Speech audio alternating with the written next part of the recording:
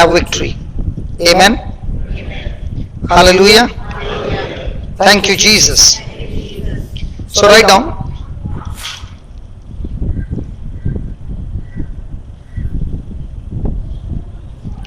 A patient is experiencing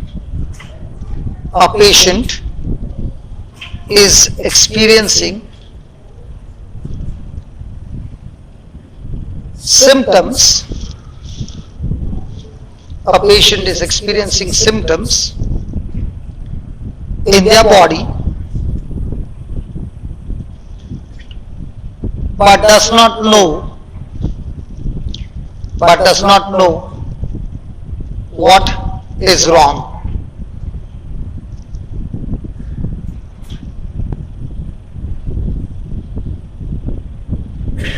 Second point, the first thing the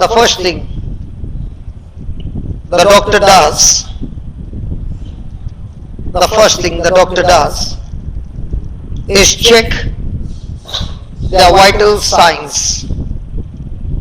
The first thing the doctor does is check their vital signs. 3. Vital signs are indicators. Vital signs are indicators pointing out something is wrong. Pointing out something is wrong.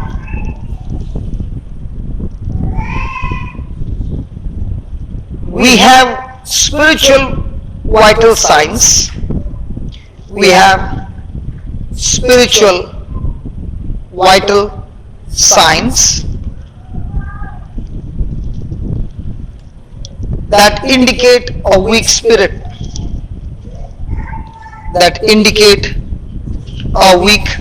spirit.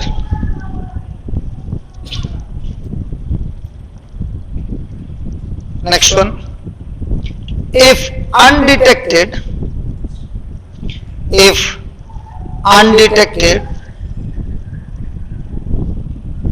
we seek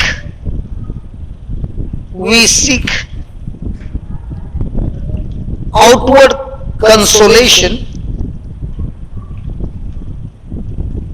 If undetected, we seek outward consolation for an inward problem.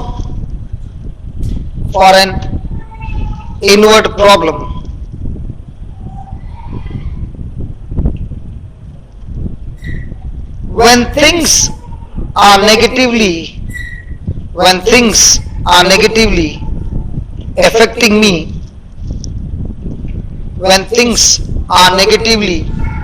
affecting me,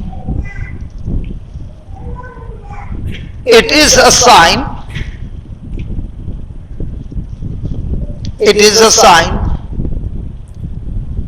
I need to build up. It is a sign I need to build up my inward man.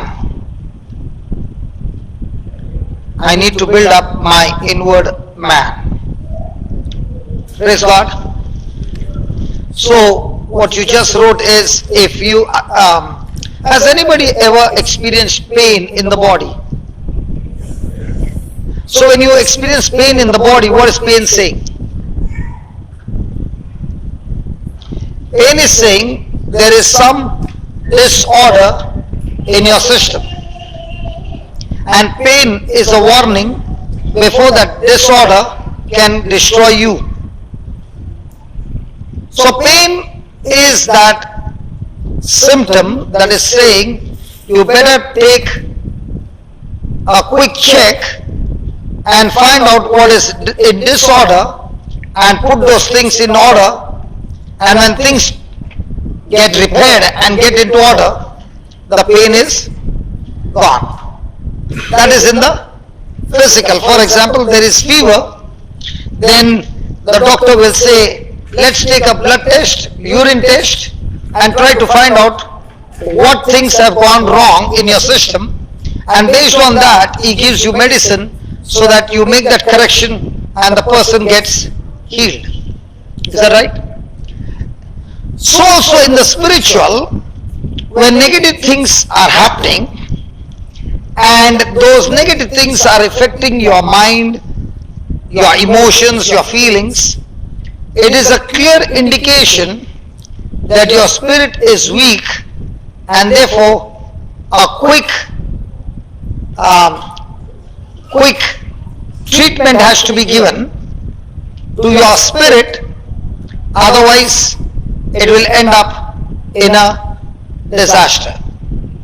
So if there are negative things affecting you, it is an indicator that your spirit is weak. So when my spirit is weak and I take consolation with trying to heal, trying to find solution on the outside, whereas the problem is inside, you will not find the solution and it will end up in disaster. Let me give you an example of a person whose spirit was affected inside and not taking the right treatment. Not only he died, his whole family died, and the man committed suicide. Can I share with you? There's a man in the Bible, his name is King Saul.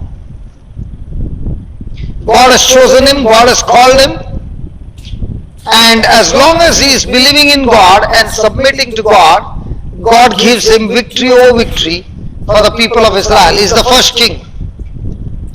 But as he begins to get into that routine, there comes a time when he begins to disobey God. And that's why God finds a replacement for him and he chooses David as a replacement. Now when David gets anointed and God speaks to Samuel and says, anoint him with oil and declare he is the king that God has chosen. Now even though God declared David as a king, he did not become a king. There was a process. So when the anointing came, David was introduced to Goliath, whereas Saul was facing Goliath for 40 days and 40 nights. And at once David made a decision that he is going to fight Goliath. Saul is extremely strong, he is extremely tall, and he is a warrior. Whereas David is a shepherd boy, but his heart is with God, and he makes a decision, I will fight Goliath. Saul is looking at Goliath with his ability, David is looking at Goliath with God's ability. Praise God. Fast forward, David kills Goliath and is on his way back to the country, to the city, and everybody are dancing and praising. And when David is walking into the city, he has got the head of Goliath in his hand and is walking into the city. The woman looking at David begin to sing. Saul killed 1,000, David killed 10,000. When Saul heard these words, the spirit of jealousy took over and he began to hurt himself. Now, was Saul having a weak spirit? Now, did he allow that jealousy to take over? Now, he had chosen David as a commander, and David would go for war, and every battle he went, he brought victory to his king. The moment this spirit of jealousy came, now whom is Saul trying to kill? The very person whom God has put in his life to give him victory, he is filled with jealousy and he wants to kill David. This jealousy keeps going. I will fast forward quickly. A day comes when Saul has come for a nature's call and David is hiding in the same cave. And his friend tells David, the scripture says that God will hand over your enemies into your hands, and this is the time to treat your enemies. So now it's time for you to kill him and become a king. David is responding to his friend and saying, he is not my enemy even though he is trying to kill me. He is God's anointed, God's chosen one. And if I even touch him, I will be in trouble because God is the one who has chosen him. So David goes and cuts a small portion of his garment and tells this king, Saul, you were so close to me, I could have killed you. And here's the proof that I have a small portion of the garment. I have got nothing against you. Why are you treating me as an enemy? I am your friend. And Saul repents and leaves. Even though he repents after a few months, again his heart is hardened and he wants to kill David. This time he comes with 3,000 soldiers and they are all in the valley. David is on the mount. When he makes a decision, he tells his friend, come on, let's go down to the camp. Now, is it easy for David to get into the camp of 3,000 soldiers? No. But the Bible says when David went down into the valley, God put the whole army into a supernatural sleep that there was not a single soldier who was awake, and David could pass through the camp and he goes to the tent where Saul is fast asleep. Is this man trying to kill David? Yes. Is it a golden opportunity for David to kill him and become a king? So his friend is saying, I don't want you to kill him, but I only want you to speak a word telling me to kill. The spear that is there next to him, I'll take the same spear in one shot, thrust that spear into his heart and kill him, and you can become a king. This time David says, no, don't touch him. Pick up the spear and pick up the jug of water and let us go. Hey, hold on, David. You took all that risk to walk into the army, to get into the tent, to just pick up a spear and a jug of water. Now let me tell you what is the spiritual truth. Was Saul jealous of David? Did David cut a small portion of his garment?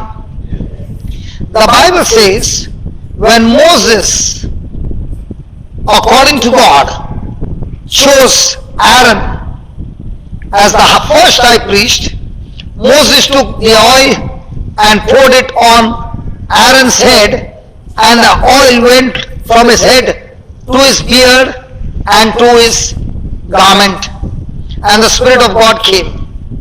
The day Aaron died, Aaron's son picked up the same garment of his father and wore it. There was no pouring of the oil, but when he wore the garment, the Spirit of God came upon Aaron's son. Elijah, when he was taken up to heaven, when he was on the chariot, he took off his garment and threw it from the chariot, and the Bible says Elisha picked up Elijah's garment, tore his garment and put it on himself, and the Bible says a double portion of the anointing came on Elisha.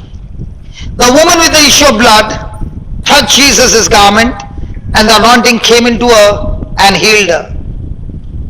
Paul's handkerchief were taken and put on people who had demonic spirit and sicknesses, and demons came out and sicknesses were healed.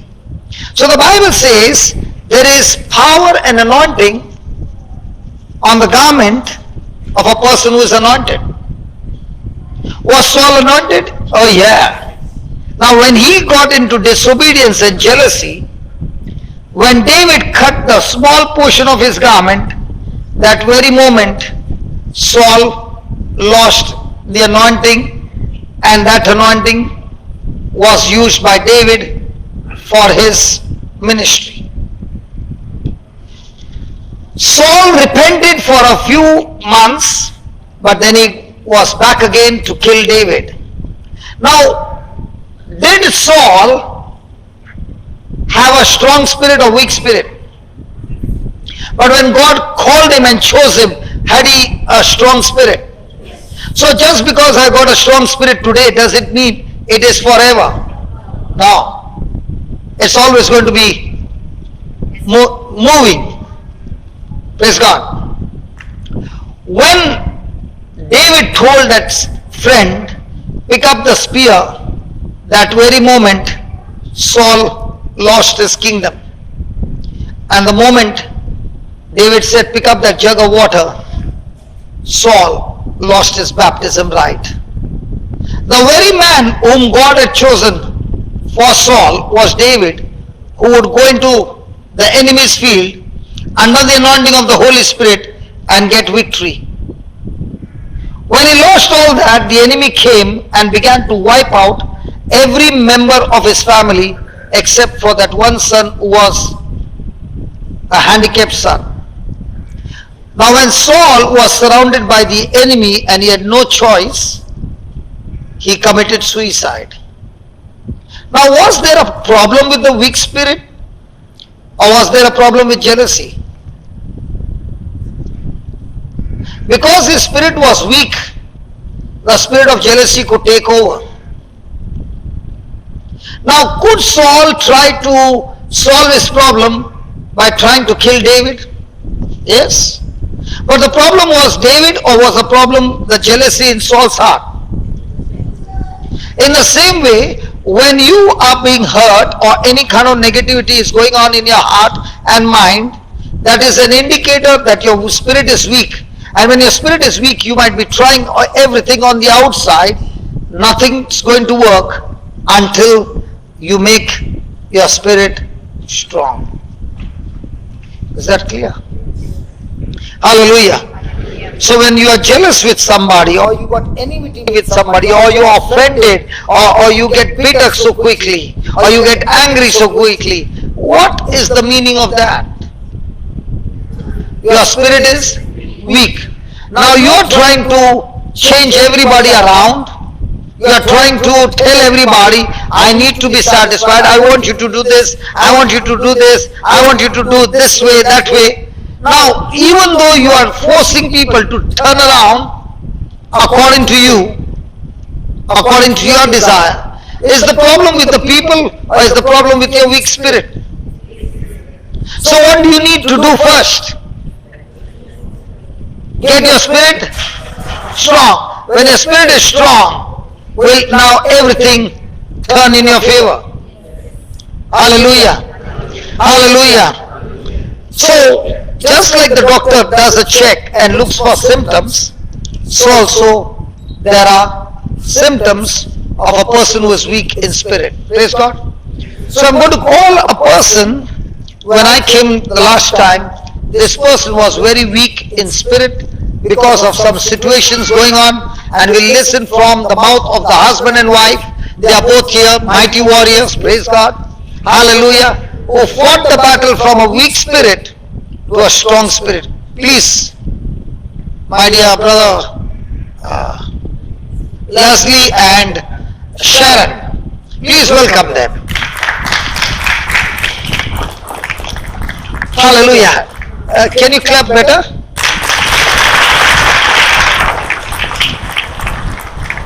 Because when you look at her, she looks very like a delicate darling.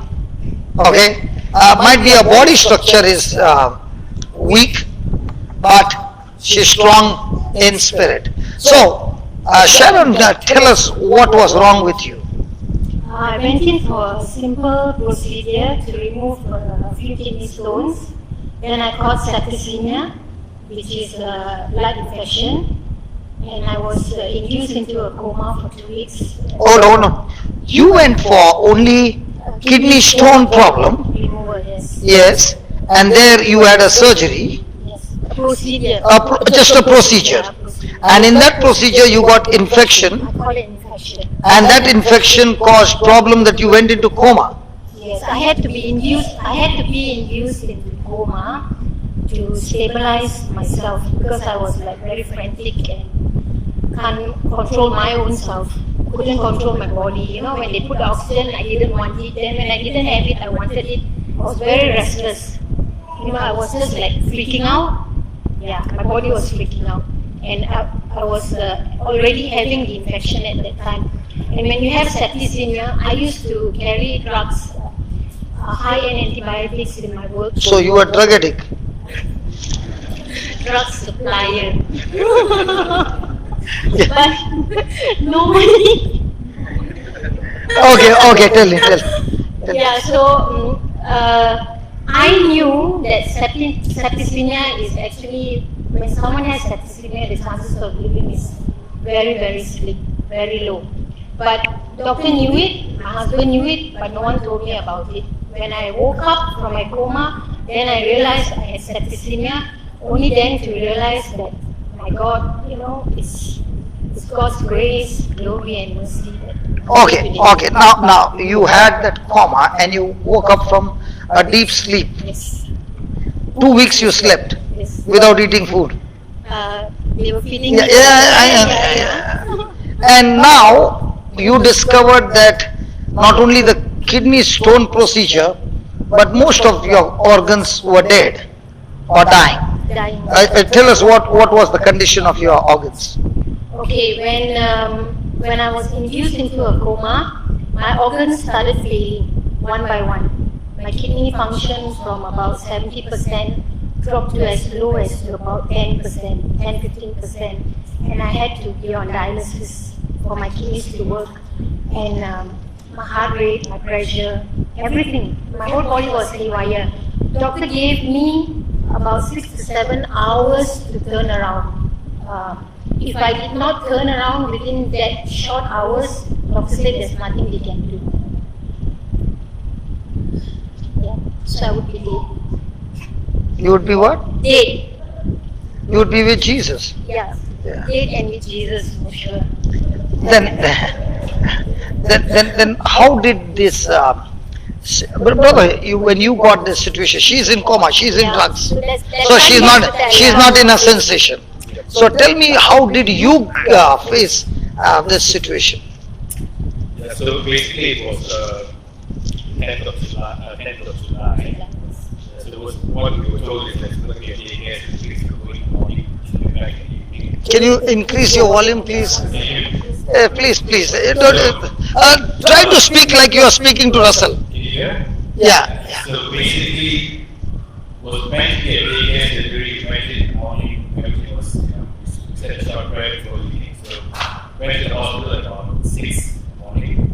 And so Sharon went in at 8. Doctor said it should take about an hour and a half to finish the surgery, and she should be out.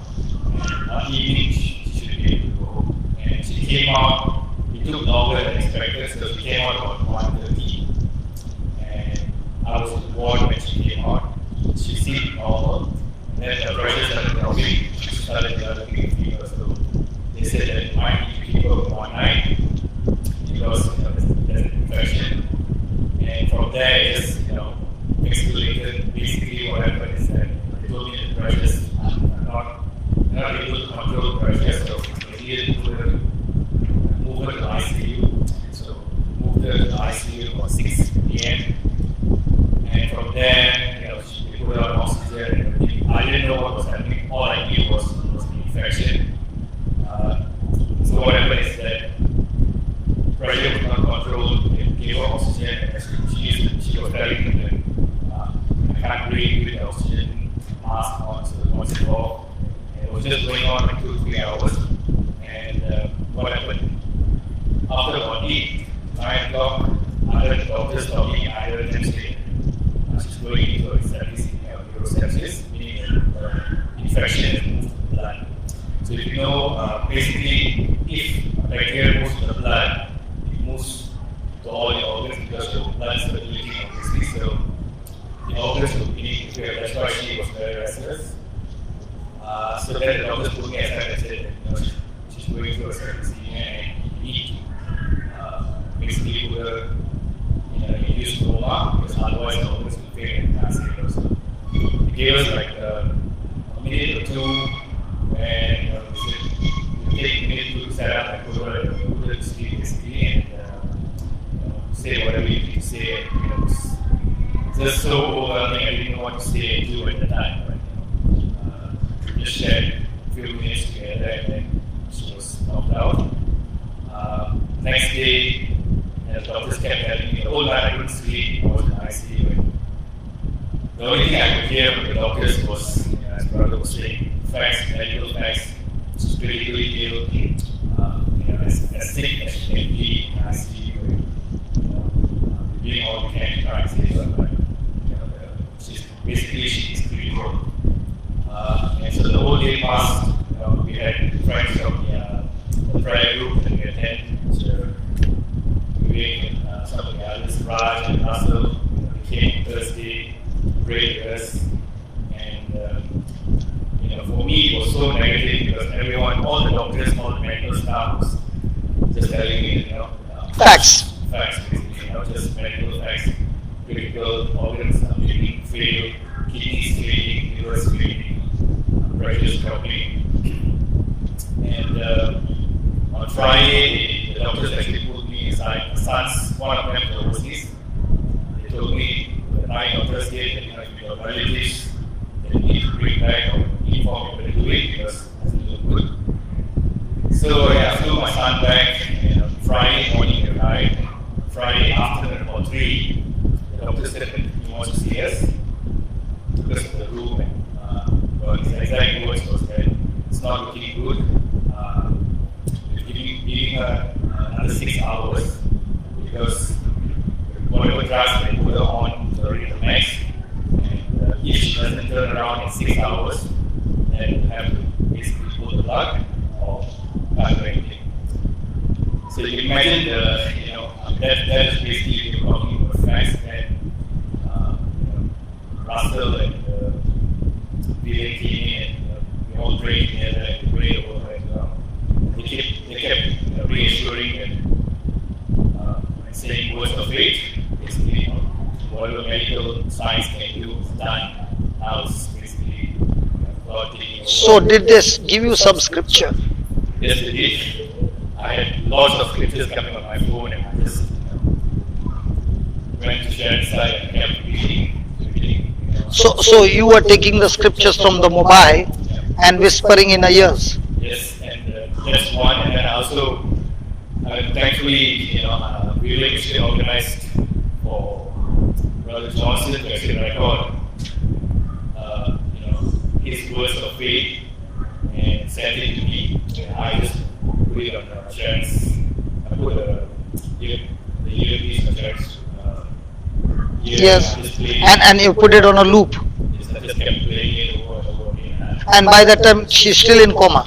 Yeah, so she's still in coma. Okay. And that was Friday night, and then 6 hours that they gave me after about 4 to 5 hours, the nurse came and told me that she's beginning to respond to the medication. She's Turning back. turning around. And 6 hours, and by the time the next morning, I couldn't sleep, so I was just checking every hour and things were improving. By morning, they told me that she's out of danger, she will survive. Yeah, so, But her organs are damaged. yeah, so kidneys were basically normal, it was 70, 80. Kidney function was about 8, 7 to 8. So she has already started with dialysis. Yeah, so to keep her alive, they basically put her on dialysis, multiple antibiotics, breathing machine, which she couldn't even breathe. And after about 5 days, she started breathing on her own. So during all that time, the prayers and the prayer going through her ears. Yeah, so I will play that the prayer, and I've got 2 sons, both my sons will go and sit down and say the rosary with her, although she can't hear. I'm not sure whether she can hear, but say the rosary. So in other words, there were all medical facts around, Yeah. but you, your children, kept opening your mouth and not speaking what the doctor said, but kept speaking what the scripture says and the prayers. Yes. So we kept repeating, kept just praying that. So- praying that she will. So when did she open her eyes? So she came out of, they switched off the sheets and all that, 10, 11 days. But because the kidney was not functioning normal, so it took about 2 to 3 days for the drugs to clear and all the drugs to go to sleep. So I think on 13 or 14 days, or 2 weeks. then she- Okay, she came on the 2 weeks, Yeah. but the organs are still damaged. The organs was- So I'm interested in how did the organs, damaged organs, became back to normal. Yeah. I'm interested in that. Yeah, so we kept praying and kept, claiming that She's already- back to normal. She's healed, and she will be back at home. Like exactly how she went. I kept repeating that. Every one of us, the whole grand group, kept praying for the same thing, and came a stage where. This is what the doctors told us. We did the blood test. They were doing the blood testing every 6 hours. And Check. I think after she came out of the coma, the second day or third day, they did the blood test and then said, because she hates needles, they came after about half an hour. They said, we're going to do a blood test again. She asked why I was there, and then the doctor said, because the results, something's wrong with the blood. It can't be that that kind of reading. So they did the test again. Then after about half an hour, they came and said, kidneys have improved so much. It's unbelievable. Oh, so they took a blood test not because the kidneys have got damaged. They took the blood test again that the kidneys are showing so much high improvement and they could not believe it. So they did a retest. Now, when she came back to her senses, you were already speaking the word and all this. Did you make her repeat the words or was she only silent? She was too weak to speak, but she couldn't even pick up a pen. So we had to communicate on the writing board. Okay. So eventually she didn't realize that she was in a coma for 2.5 weeks. So she was still in a druggy mind. And it was you who were using the faith, your sons were using faith, play group people were using faith. So everybody is trying to inject in her a spiritual force to get her spirit stronger. Yes. And this getting into the years was most of the time on.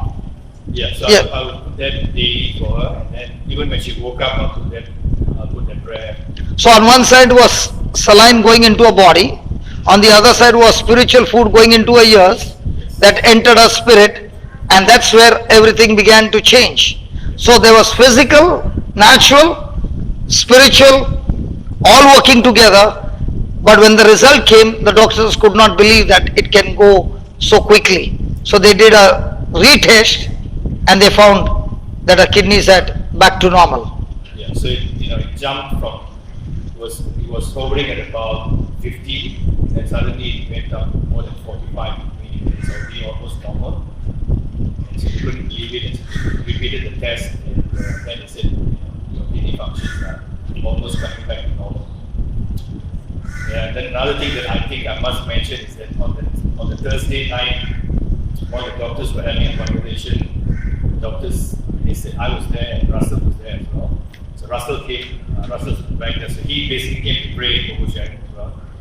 And the doctor said that we're doing all we can, there's nothing more we can do. And Russell said to the doctor, when you've done whatever you've got to do, then our physician will take over.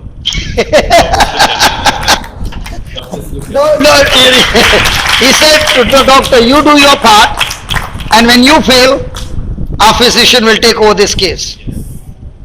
So what did the doctor say to Russell? I said, we're hoping for that. It will be a miracle if she will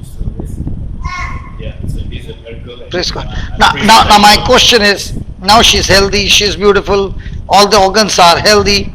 Now what is she doing? Now I think she spends a lot of time praising and glorifying the Lord. And, every opportunity she gets when she speaks to family and friends, this is what she talks about. So she's now more on the spiritual side. Yes. Praise God. Praise God. Sharon, why do you think you got this second life? I believe strongly the main reason I'm here is to give glory to God, to tell people that He is truly a living God, He's good, and He's great. I think I have to just go on singing the same song to everyone I meet, to as many people as I meet. That's why I'm here today. But do you know, okay, do you know what is your ministry? God is slowly unfolding it to me. From the time I woke up from my coma up till now, a lot of things has happened and continue to happen even in this last 1 week. Can I Yeah, go ahead. I'm a born Catholic and I come from a very staunch Catholic family. So my prayer life has always been in order. Say prayer this time, say this prayer, that prayer, brought up that way. So it's always been in order, in system, and I brought up my children like that. And when I knew my husband and got married to him, he also got into that regime. So that part of our life was great and good, without a doubt. And but what was lacking is the spiritual food. So last year in April was the first time I met Brother Johnson in a retreat like this, and on the third day I ended up in this same church. So attending that retreat over that period of 3 days, the Bible has always been there. I've opened it, I've read it, but I never really understood it. Like, it's such a confusing book to read. That's how I felt. No, this is before. We've got before and after story. So I had to, yeah. So, but when Brother Johnson presented the retreat and then he quoted verses and he made the Bible come to life in my life. You know, it came to life, and when you actually go back and open the book and repeat those verses or read those verses again, those are like really living words to me. You know, and I started reading the Bible in a different way. You know, I started, this is really spiritual food. Like, we need food to eat and to live, right? We also need the spiritual food to grow in spirit, you know, to grow with God in spirit. So that's how I felt, and Johnson actually made it very interesting for me and made the book very alive to me, the Bible. So before I went, and that was in April, and this was coming to me in July, which of course I didn't know at that time. And God it's actually a journey in my life. God was actually, He made me come for that retreat in April. He got me all excited reading the Bible and saying my prayer differently. Like I said, I prayed daily, but I said prayer in a different way. More faith, more belief. You know, not although they were repetition prayers, but I said it with faith. And I got my family involved as well. And God had just prepared me, and even when I went for my first surgery, my first procedure was very successful. I came out, I was fine. They put a stent in both my ureter so that the stones can come out. But after about 3 weeks, it didn't really come out. I had to go for the second procedure, and that was the procedure that went wrong. But God had already prepared me, you know, along the way. He prepared me all my life, but that few crucial months before something went wrong, He prepared you by teaching you kung fu and karate and Yes. the whole martial arts. so that you could face the techniques or the statistics or the schemes of the devil It's very true. God prepared me for a war. for a war in spiritual martial arts. Praise God for that. Yeah. So when I was in a coma, of course I didn't know what was going on. Tell me, what's an experience of a coma? Yeah, a lot of people have asked me that. You feel no pain, in all honesty. You really don't know what goes on around you. You don't hear things. I mean, in my case, I do not know about other people. But all this thing that Leslie was putting in my ears, I only found out after I woke up. But I already was eating food. My body was already growing in faith, in spirit. I was healthy. My spirit was healthy. So I feel prayer with faith is like your own reservoir. Deposits. Deposits, yes. Fixed deposits. Pardon? Fixed deposits. Yeah, spiritual fixed deposits. So when I was in coma 2 weeks and I couldn't pray for myself, my prayer was running on its own because I had reserves. I've come to understand this only in the last couple of months, not at that time. So I keep telling people now, because I'm also learning, I'm on a journey actually. Yeah, but this I must tell all of y'all. Our God is truly alive, and so is Our Lady. When I was in coma for 2 weeks and in deep sleep, I was in no pain. I was at peace. I was in a cave, I was in a chapel-like cave, and I was in the presence of Our Lady. She was with me there the whole time. She kept my spirit calm. And I fed on that during that coma as well. There was a lot of prayers. We say they even had mass going on during coma. You know, like a very high, great grand priest had come to say mass, and I was walking up a spiral stair to go to Our Lady statue. This was my experience. So when people say, "Oh, Sharon, you are strong, fighting, or you are fighting it," actually the body doesn't know anything. The body was not fighting. It was just the spirit. The spirit. So the actual physical fight only began when I woke up and realized what was going on around me. That's when the pain came in, the discomfort because of all the tubes and everything on my body, all over my hands, everything. I couldn't even move. I couldn't lift up my limbs. You know, my fingers had turned necrotic. Now, this nails which you have, Yeah. it is an evidence of blood not Yes. circulating, Yes, yes. and this portion medically it's dead. Yes. Medically it's dead. Yes. Now, can your spirit bring them alive? Yes. It has. It has. Yes. Now, when you came up, My fourth finger was like my third finger, but now the black thing has fallen off and I've got my finger back and the nail is growing again. Praise God. And when my hand therapist saw my finger, she told me, when you saw your fingers many months back, did you know, and she said this in front of my consultant, did you know that it was going to come back to normal? I said, yes, of course I knew. And then she was shocked and doctor was like, looked at me like, strangely. So she says, that's your faith speaking. She said it, but I didn't hear because I was laughing, but Leslie heard her say, that's your faith speaking. So my faith has given me back my fourth finger, and my third and last finger will come back. Will come back. No, it will. It will. it has come back. It has come back. It has. No, what I mean to say is God has healed me from head to toe.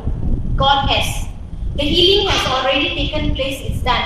So what you see now is just physical. That will grow out, that will grow. But my healing took place a long time back. Daily, on a daily basis, I had cardiologists, I had kidney doctors, I had, my hand, plastics.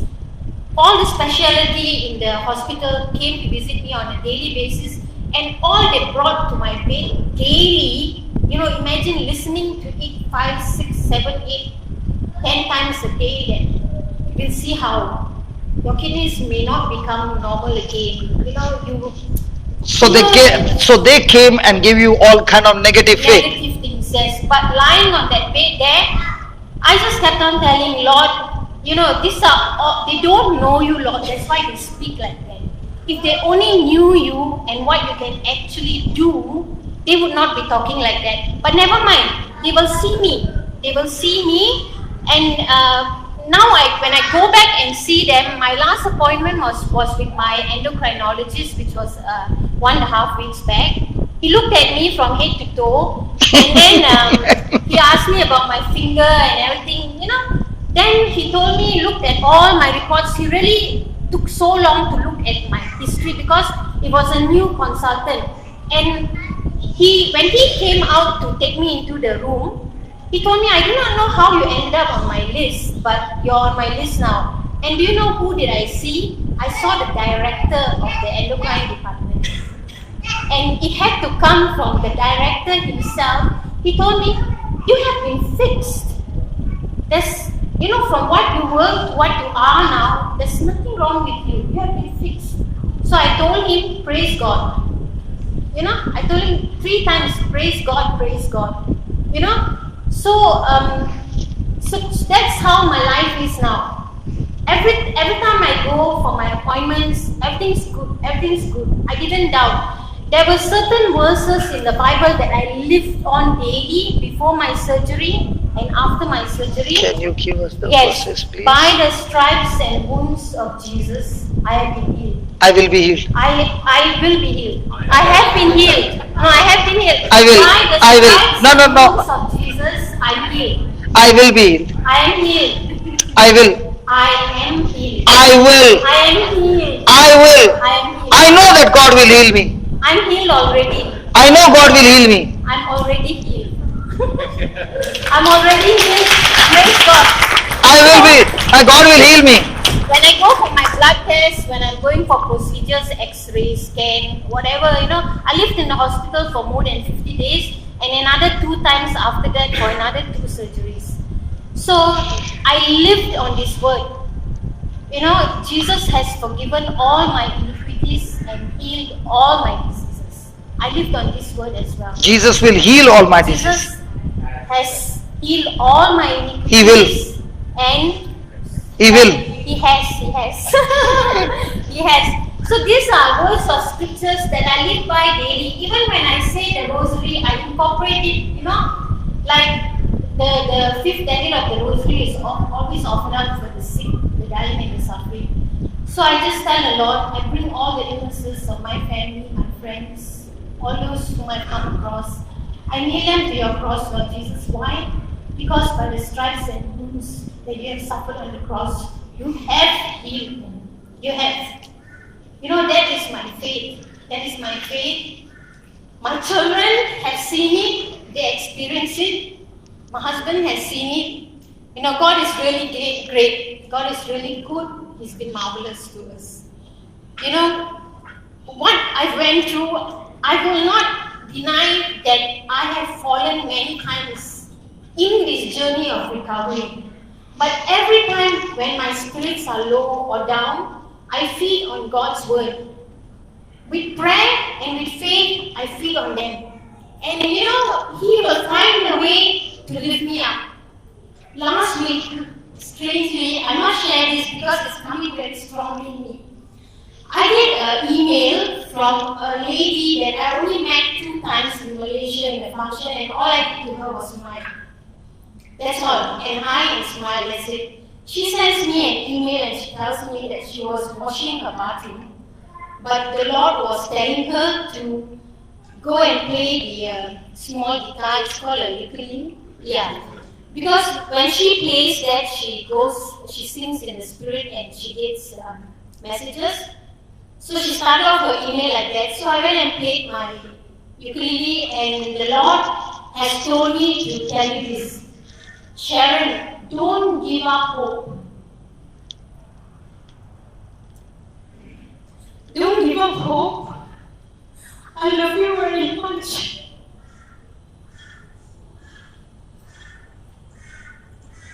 You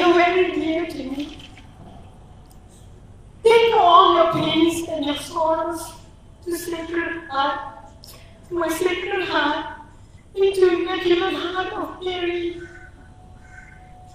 My husband doesn't know this as well, only now he's here. Because the time wasn't right to say it.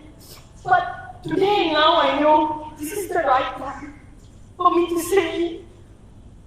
And she says that, you're very dear.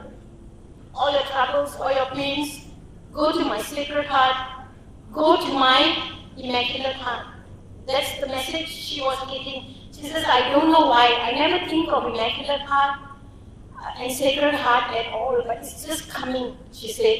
And I also am very devoted to Divine Mercy, and I feel for the souls in purgatory very much. And I pray for the souls daily. So she told me in this email, she doesn't know me, but she says, I know, Sharon, you are suffering in physical pain. You are in a lot of physical pain. I know that. Take all your sufferings, all your pains, lift it up for the souls in purgatory who are so close to expiation. That's what she has written. Jesus needs you to do that. And I know Jesus is asking me to say that even now here in front of all of you all. The Spirit is just leading me. It's not me. The Spirit is just telling me what I need to tell all of you all. And like I said, my husband doesn't know this at all. So this lady who doesn't know me is telling me this. And during the course of the suffering in hospital for 50 over days, and thereafter 7 months like this, in physical pain, I am in physical pain. But praise God, at this moment standing here, I don't feel any pain on my neck. On my toes, I don't feel any pain. It's all gone. Yeah. It's all gone. Yeah. Life has come into your toes. Yes. I said life has come into your toes. There's no pain at all. Life has come into my toes. Yes. In Jesus' In name. Jesus' name. Say that again. Life has come into my toes in Jesus' name. Amen. And during that time when I was in a lot of pain and suffering, just as before, many people, especially two dear friends, have told me, lift up all your sufferings for those people who are also suffering. But last week I realized I was meant to lift up this pain for the souls in purgatory through this email. And you see, that's why I told you, God is unfolding slowly in my life a lot of things. I have a lot of miracles happening to me all the time that I cannot explain. But Lord, I told you I will give glory to you as often as I can. That is my job to God. Praise God. Praise the Lord. And whatever else you want me to do, Lord, you show me the way. You show me the way. Okay. Now I'm going to show you what God has for you. Are you ready? Yes. Yes, yes. You won't scream with joy. With joy, yes, I'll scream. And I'll cry. These tears are not tears of sadness. I know that. Yes, overwhelming joy. Okay, I'm going to show you, and then we will have some proof as well. It's not only going to be a message, there's going to be evidence as well. Give me 2 Corinthians chapter 1, verse number 3.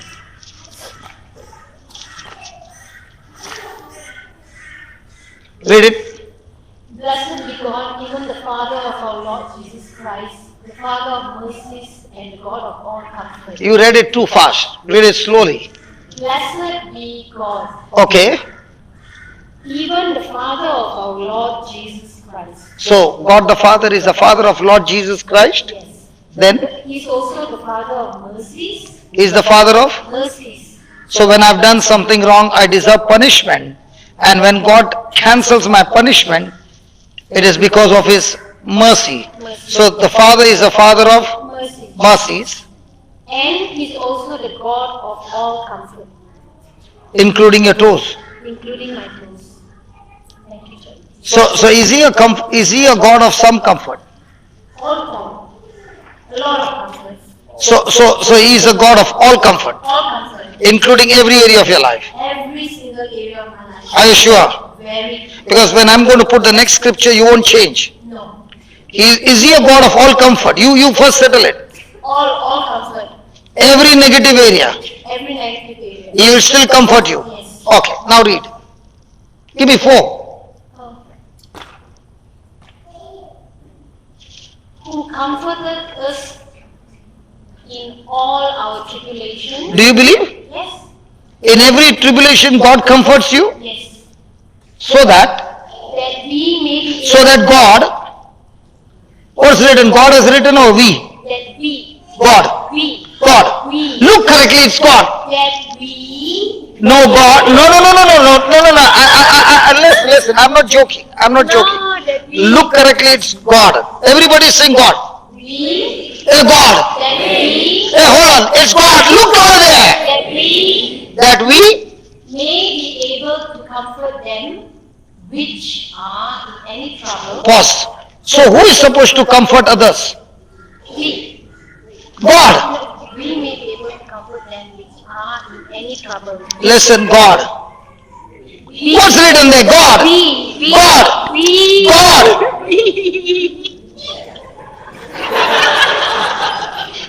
Are you comforting me or choking me? No. Hold on. Sharon, hold on. Is a God of mercy? Yes. Is he a God of all comfort? Yes. Did he comfort you? Yes. Did he comfort your husband? Yes. So now, is he in charge of comforting others, or has he chosen you to comfort others in what trouble? Any trouble. Any trouble. So, what God wanted to do in your life, he used Vivek, Russell, your husband, Jude, all of them. They left their home and they came to meet you and they were comforting you. So now you got comforted. Now what is God saying? I must go and comfort others. I must go and comfort. But there he is saying, look at that verse, who comforts us in all our tribulation, that God, That we how come I can see only God? pick out the glasses. Looking at her, she looks so delicate, man. She looks so delicate, man. ये तो martial arts champion है. That God may be, Able. that God may be, We may be able to comfort them which are in trouble. which are in any kind of trouble. Now, do you know what that means? God comforted you through Jesus using His Word and His Spirit. Yes. So that Word and that Holy Ghost anointing that healed you is now loaded inside of you. Now you got that anointing so that now you can go and release that anointing on people who have got any kind of trouble by going and sharing your life of Jesus with them. Yes. So now, according to this word, can you kill cancer now? Yes. Can you kill HIV now? Yes. In Jesus' Please, name. please understand. Can you kill depression? Yes. Any kind of medical things? Anything. Because he said, we maybe, Able. what is able? We can. No, what is the meaning of the word able? Able means we are empowered, we have been given an ability by God which is spiritual that can kill, destroy any kind of uncomfort in anybody's life. Whenever I'm praying, what am I saying? Devil, you wanted to kill me and somebody came and comforted me. Not with their strength, but giving me the gospel and the Holy Ghost. So when I got comforted, now I have the ability of God to comfort people in what trouble? Any trouble. So now, do I have the healing ministry?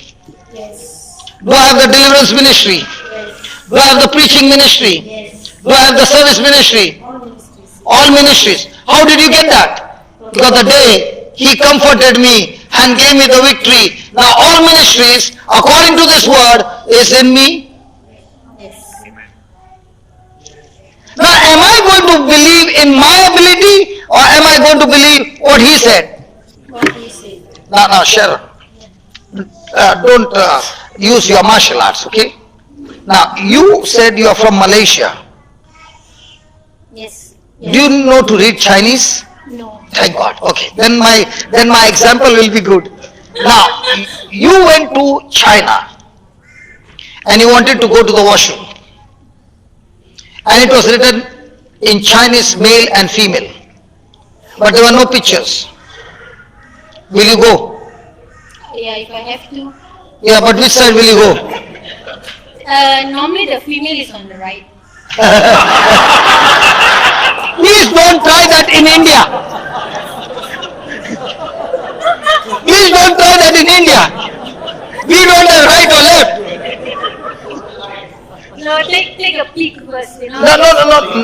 Or you can see people coming. No, now nobody's coming. Hold on. Let me finish. So when it is in Chinese, you don't know. Right? So you won't take the first step. But let's say two women came from the right. Now which side will you go? Where the ladies came out from. Why? Because two ladies came out from. So what? That means it must be female toilet. So what? Even if it is a female toilet, even I know it's a female toilet.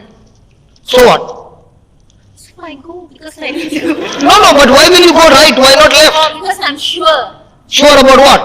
that it's a female toilet. Even if it is sure that is a female toilet, why are you going there? Because you are sure who you are. I am, yes. I'm a female, yeah. If you are not, listen. If you are not sure you are female, will you go there? No. In the same way, the day you are sure, that scripture is saying, you are able. Sharon, think about it. Just the way you are sure, you don't even doubt. If two women came from that side, it's a female toilet.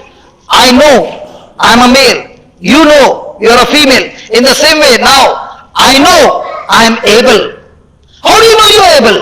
Because He said, I'm able. Are you understand? Nikki, do you know what's your future?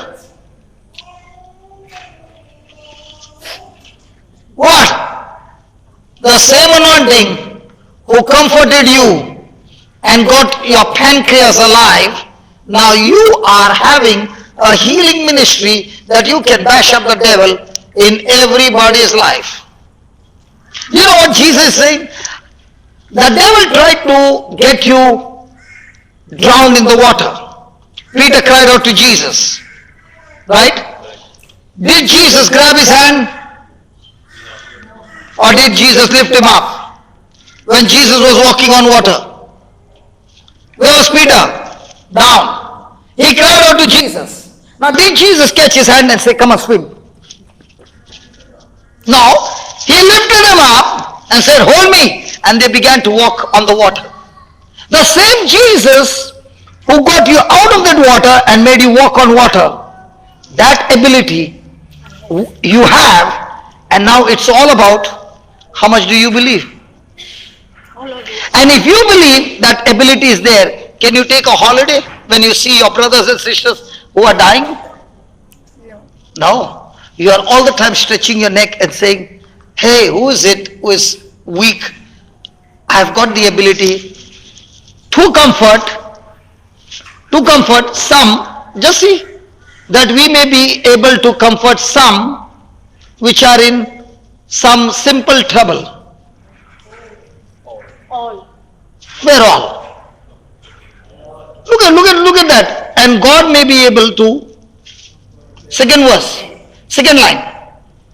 God may be able that we God may be, that we may be able God may be, that we may be we may be able to comfort them which are in any them or some, them, all of them, all of them, which are in small troubles, any trouble, small trouble. any trouble.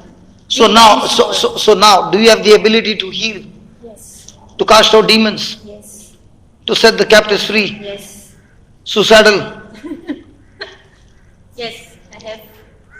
So when you get the victory, is God not giving you martial arts of heaven? Yes, I already have spiritual martial arts.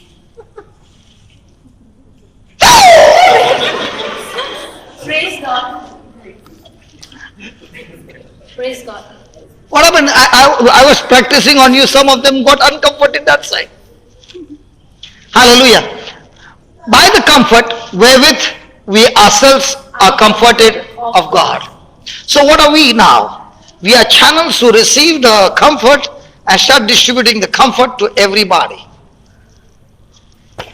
I don't know how cool you all are, man. When I read that for the first time, and he made me read it over and over again, I read the scripture when I first read about 50, 100 times, and he began to say, son, if only my people believe that I have given them the ability to comfort, will they be sitting at home and saying, I'll keep you in prayer, or go and comfort them?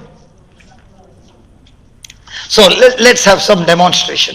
I want some people who have got some trouble in your body. See, nobody will get up. You know why they don't get up?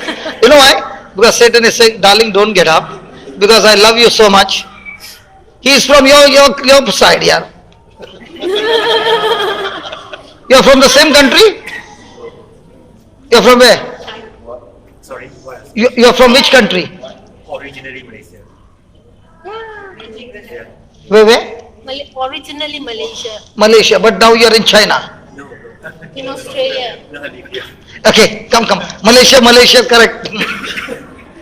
You're from India. India. Bombay is from my place. It's not set up. Come. You'll change the seat from there to here? Yes, we're in line. Y'all are in line? Oh, praise God. I thought y'all are changed to see how she's going to use the martial arts. Okay, where do you need a punch? My back and my digestive system. Okay, you need to give him 2 punches on the back and his digestive system.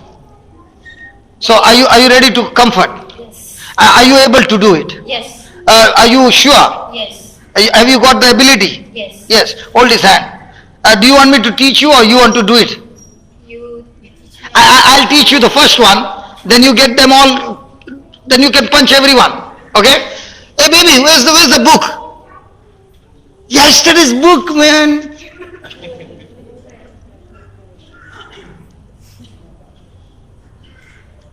And what's your name? Sanya. Thank God now today she opened her mouth. Sanya, how are you? Now, can you see this? Oh dear, I need my glasses. Where are your glasses? In my handbag. See, husband, all husbands, I need my glasses. Don't worry, darling, I'll comfort you.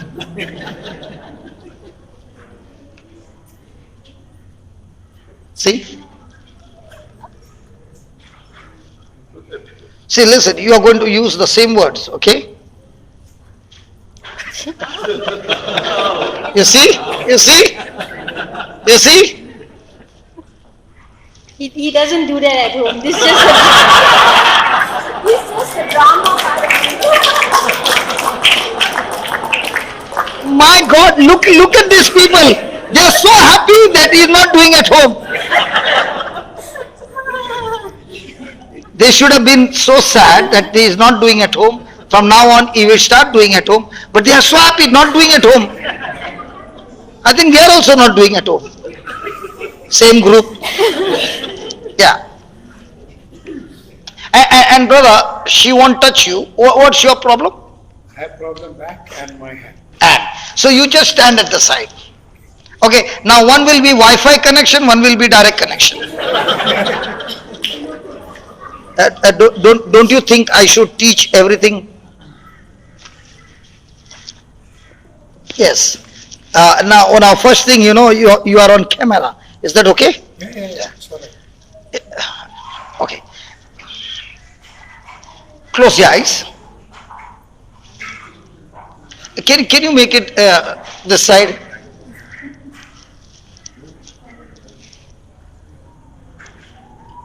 Make it bright. Yeah.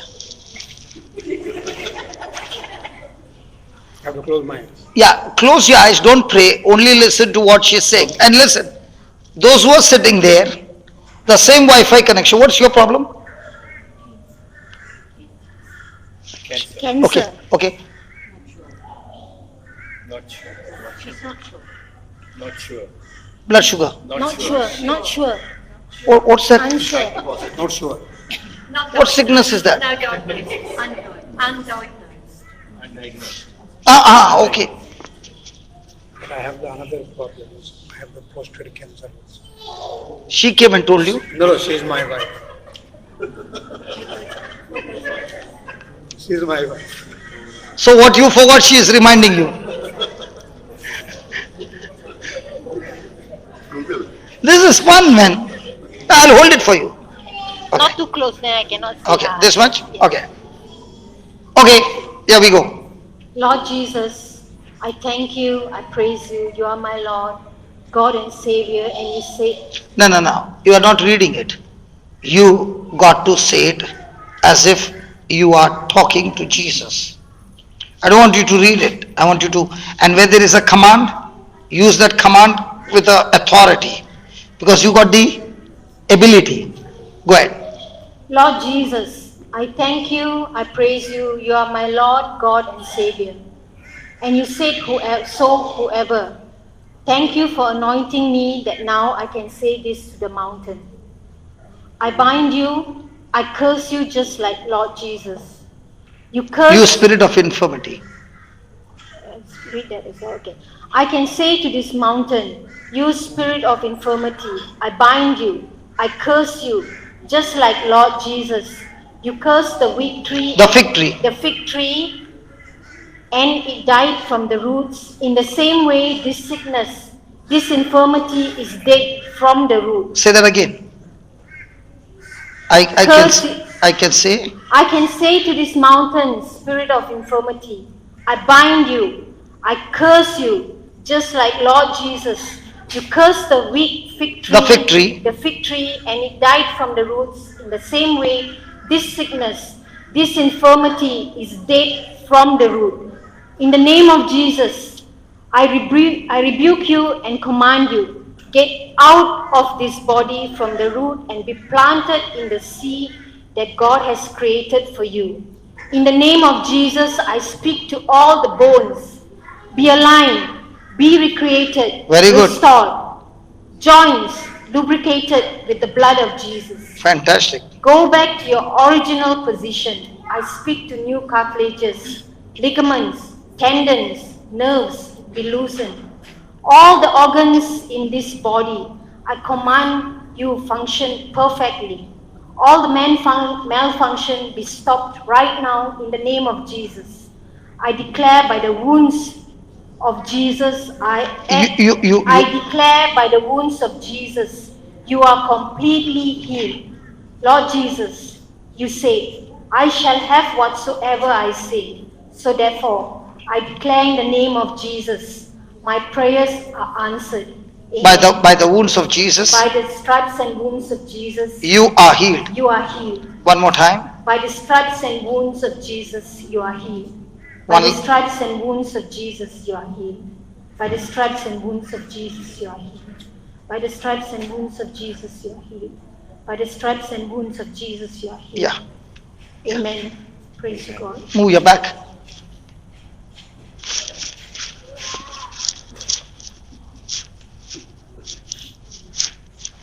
I can. Yes. Yes. After how many years you suffered? I have indigestion as far as I can remember, even during school days, but I ignored it.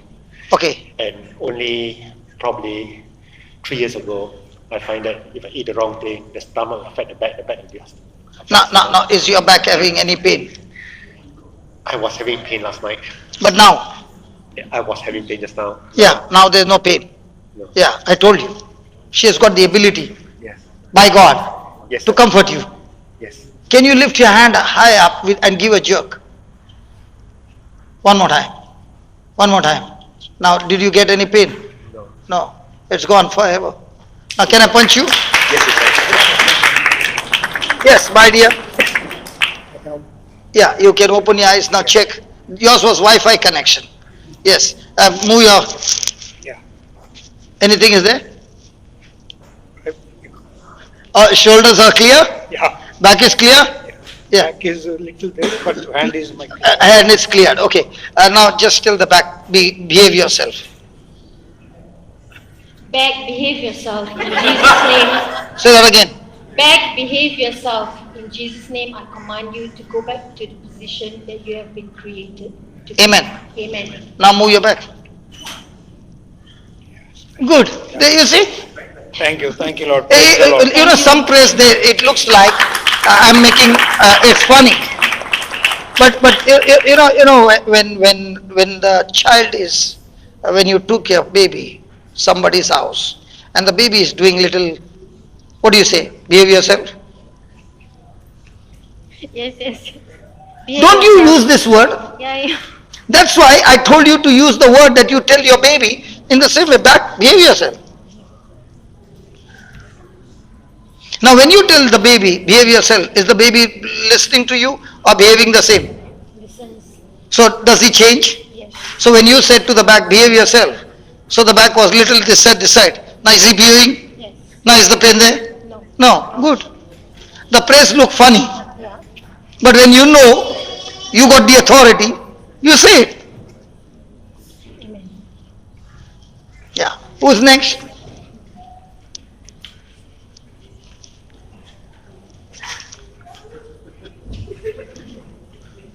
Given shall be given to you. Yeah. What happened here? No. Now you can say it on your own. Yes.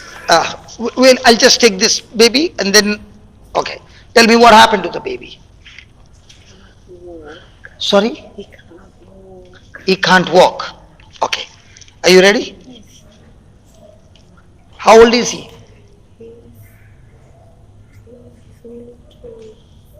Of age. 2 years of age. But he has never stood. He struggles. He struggles. So his legs are not strong. Or is it imbalance? It's a combination of all Yeah, just come. imbalance and can't walk.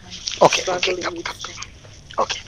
Now, do you believe you have the ability to make the legs strong? Yes. Yes. Yes. Are you supposed to comfort him? Yes. Yes. Put your hands on his back and say now, Lord Jesus, Lord Jesus, you comforted me you comforted me in times in times when I was attacked when I was attacked by that spirit of infirmity. by that spirit of infirmity. Right now, Right now, the same anointing the same anointing that healed me, that healed me, comforted me, comforted me, that same anointing that same anointing I release on this child. I release on this child. Spirit of God, Spirit of God, you are the spirit of liberty. you are the spirit of liberty. I speak in the name of Jesus. I speak in the name of Jesus. Every organ in his body Every organ in his body is strengthened now. is strengthened now. Whatever has gone wrong, Whatever is gone wrong, be set right be set right. in Jesus' name. In Jesus' name. Thank you, Lord. Thank you, Lord. His legs are strong His legs are strong and he can run and he can run. in your mighty name. In your mighty name. In Jesus' name. In Jesus' name. Amen. Amen. Now keep him down.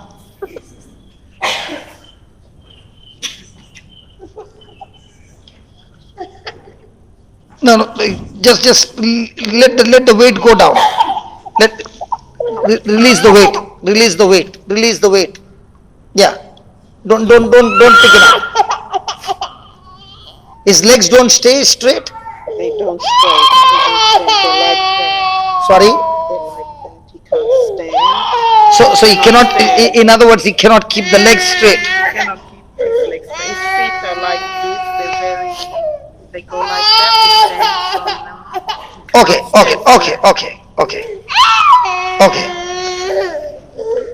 Father, in the name of Jesus, I speak the bones to be reconstructed,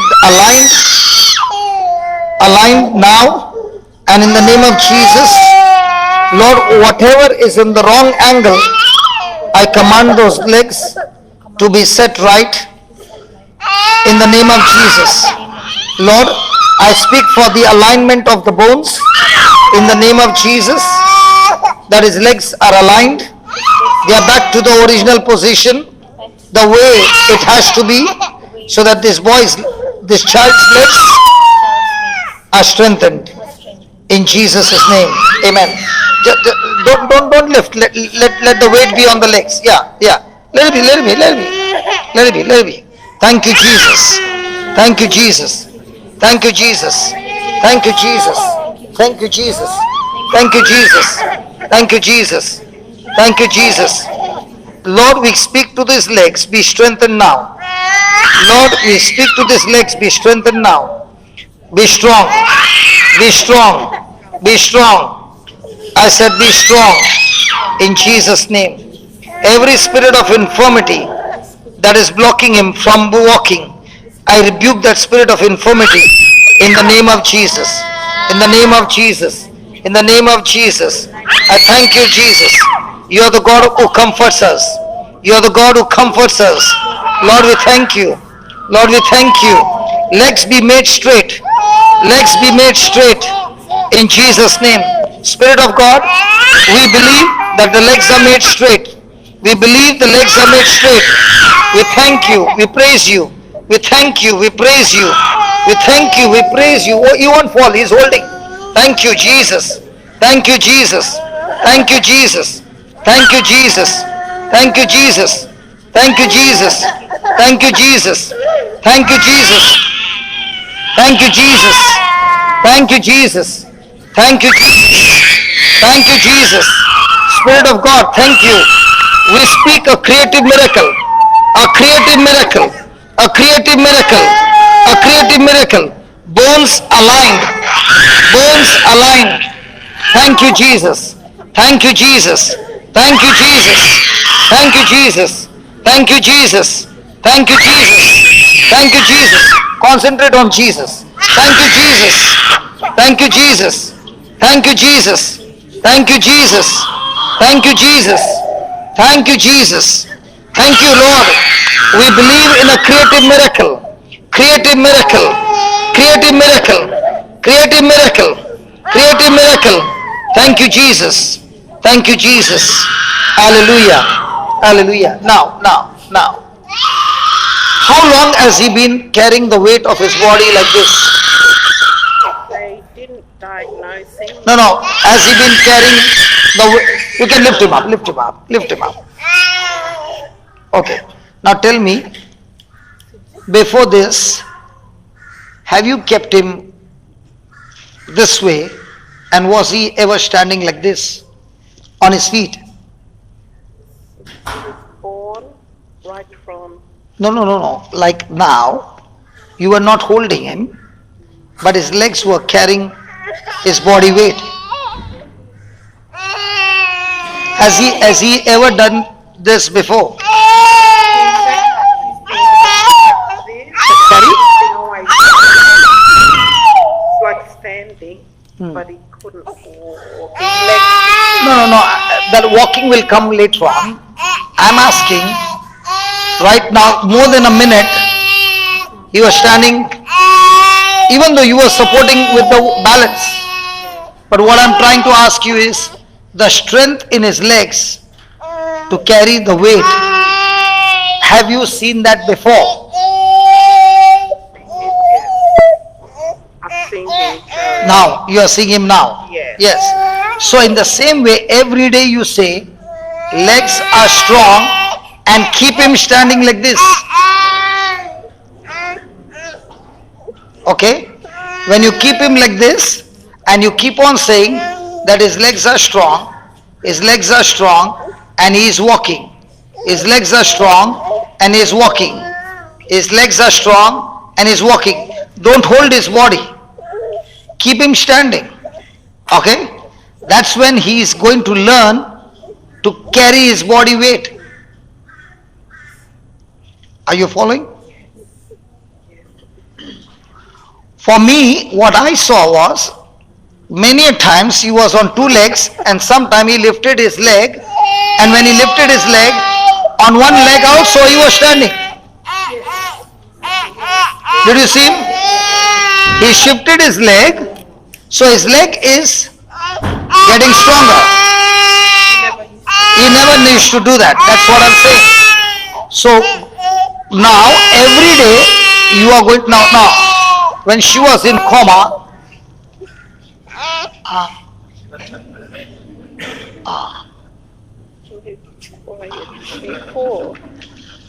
he knows how to be comforted. Praise God. Can we all stretch our hands? Father, we thank you. Here is a young prophet. We speak the unseen, Lord, and we speak his legs are strong, his legs are aligned, and they are curved back to the position which it should be. Whatever has gone wrong, in the name of Jesus, it is set right. And this child is completely healed because your word says, by your stripes and by your wounds, he is completely healed. Lord, the very nails that went through your legs, through that wound, Lord, his feet are reconstructed, recreated, and completely set free in Jesus' name. Amen. Amen. Again, he never stood on one leg. Now when he was there, all that he was balancing, okay? Now he lifted up one leg and he kept moving. Then he lifted this leg and kept moving. So the whole body was on one leg. Do you understand? So what he could not do, he started to do. Now you have to say, he is running. He is walking. How do you know? Because Bible says, by his wounds, he is completely healed. He said when she was in coma, she is completely healed. How do you know? But the reports are saying her kidneys have failed. She is on dialysis. But what is he saying? Because the Bible said she is healed, I will continue to say she is healed. Now does she need dialysis? Now. Are you following? Thank you. Amen. Thank you. Yes. Thank you, Jesus. Can I? Yes. Now what do you want me to pray? I want Sharon to pray for me. I have cancer. You have or you had? I have. Do you believe you have, or do you believe by the stripes of Jesus you are already healed? I'm not healed. I'm not healed. You are not healed, but the Bible says by the stripes of Jesus you are already healed. So which one do you believe? Well, I would love to believe that I am healed by the stripes of Jesus. Okay, so she is going to speak what the Bible says, and all that she needs is for you to agree. Yes. Okay? Spirit. Yes? Okay. Thank you, Sharon. Say this, Lord Jesus, Lord Jesus, I thank you, I thank you, the very anointing the very anointing that comforted me, that comforted me, recreated my organs, recreated my organs, and brought them to life. and brought them to life. That same anointing That same anointing flows into this sister. flows into the sister. She no longer believes the facts, She no longer believes the facts, agrees the facts, agrees the facts, but believes the truth but believes the truth that Lord Jesus, that Lord Jesus, you suffered on the cross, you suffered on the cross. your body was broken Your body was broken so that so that her body is completely healed. her body is completely healed. In the name of In Jesus, the name of Jesus, cancer is destroyed cancer is destroyed and her body is restored. and her body is restored. According to the word, According to the word, Lord Jesus, Lord Jesus, I believe with all my heart. I believe with all my heart. She is not only restored She's not only restored and healthy, and healthy, but her hands are anointed now but her hands are anointed now to heal the sick. to heal the sick. I thank you. I thank you. I praise you. I praise you. I believed it. I believed it. I've confessed it, I've confessed it. and I receive it. And I received it. In Jesus' name. In Jesus' name. Amen. Amen. Thank you. Thank you, Helen. Thank you. I'm fit and well, happy and healthy, but I have had issues with probably my vagus nerve or something in my nervous system that has affected my balance.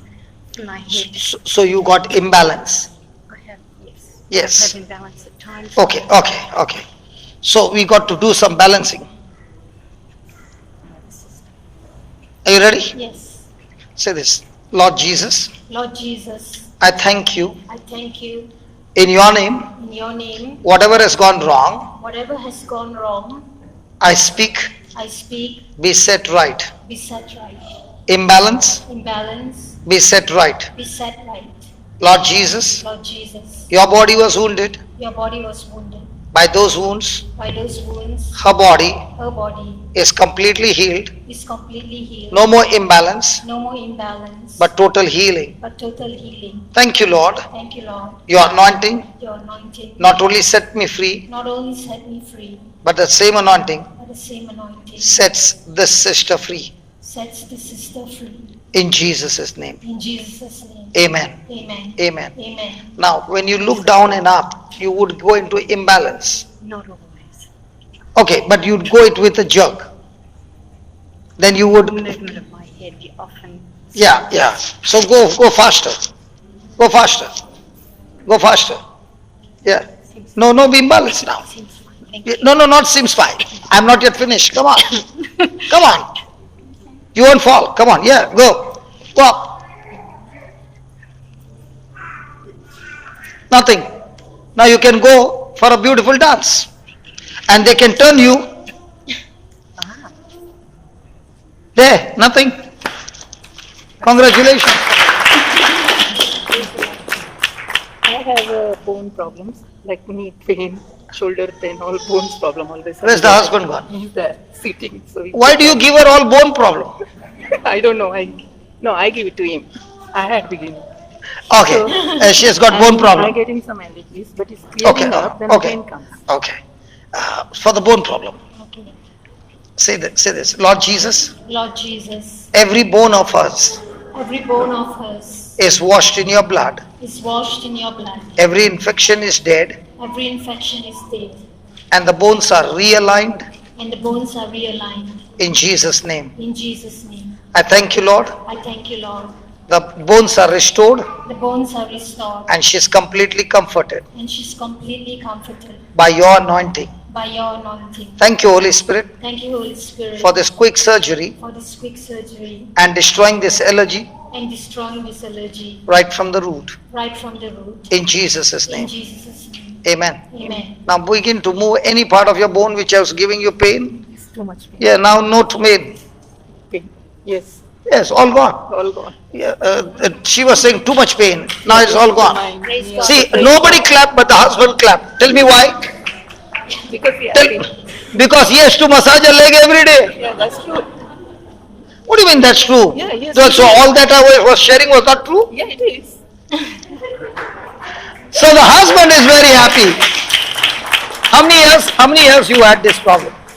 Now, since what, like This bone problem? 10 years. No, knee pain. 10 years से massage कर रहा है भाई. हाँ, क्या करेगा? करना पड़ेगा ना? वादा किया तो वादा किया है तो. निभाना पड़ेगा. शुक्रिया. Thank you. Yeah, come. Yeah, what's your problem? My problem, I have a lot of pain in my knee, and I have high blood pressure, and sometimes my blood passes outside my vein. Oh, yes, So it ruptures yeah, through the skin. yeah, the skin because my heart pressure. Okay. Anybody has got bone problem or physical hip pain? So we can fix up 4 in 5 in one shot. You got what? Knee problem? Eyes. What about you? Sorry? Blood womb.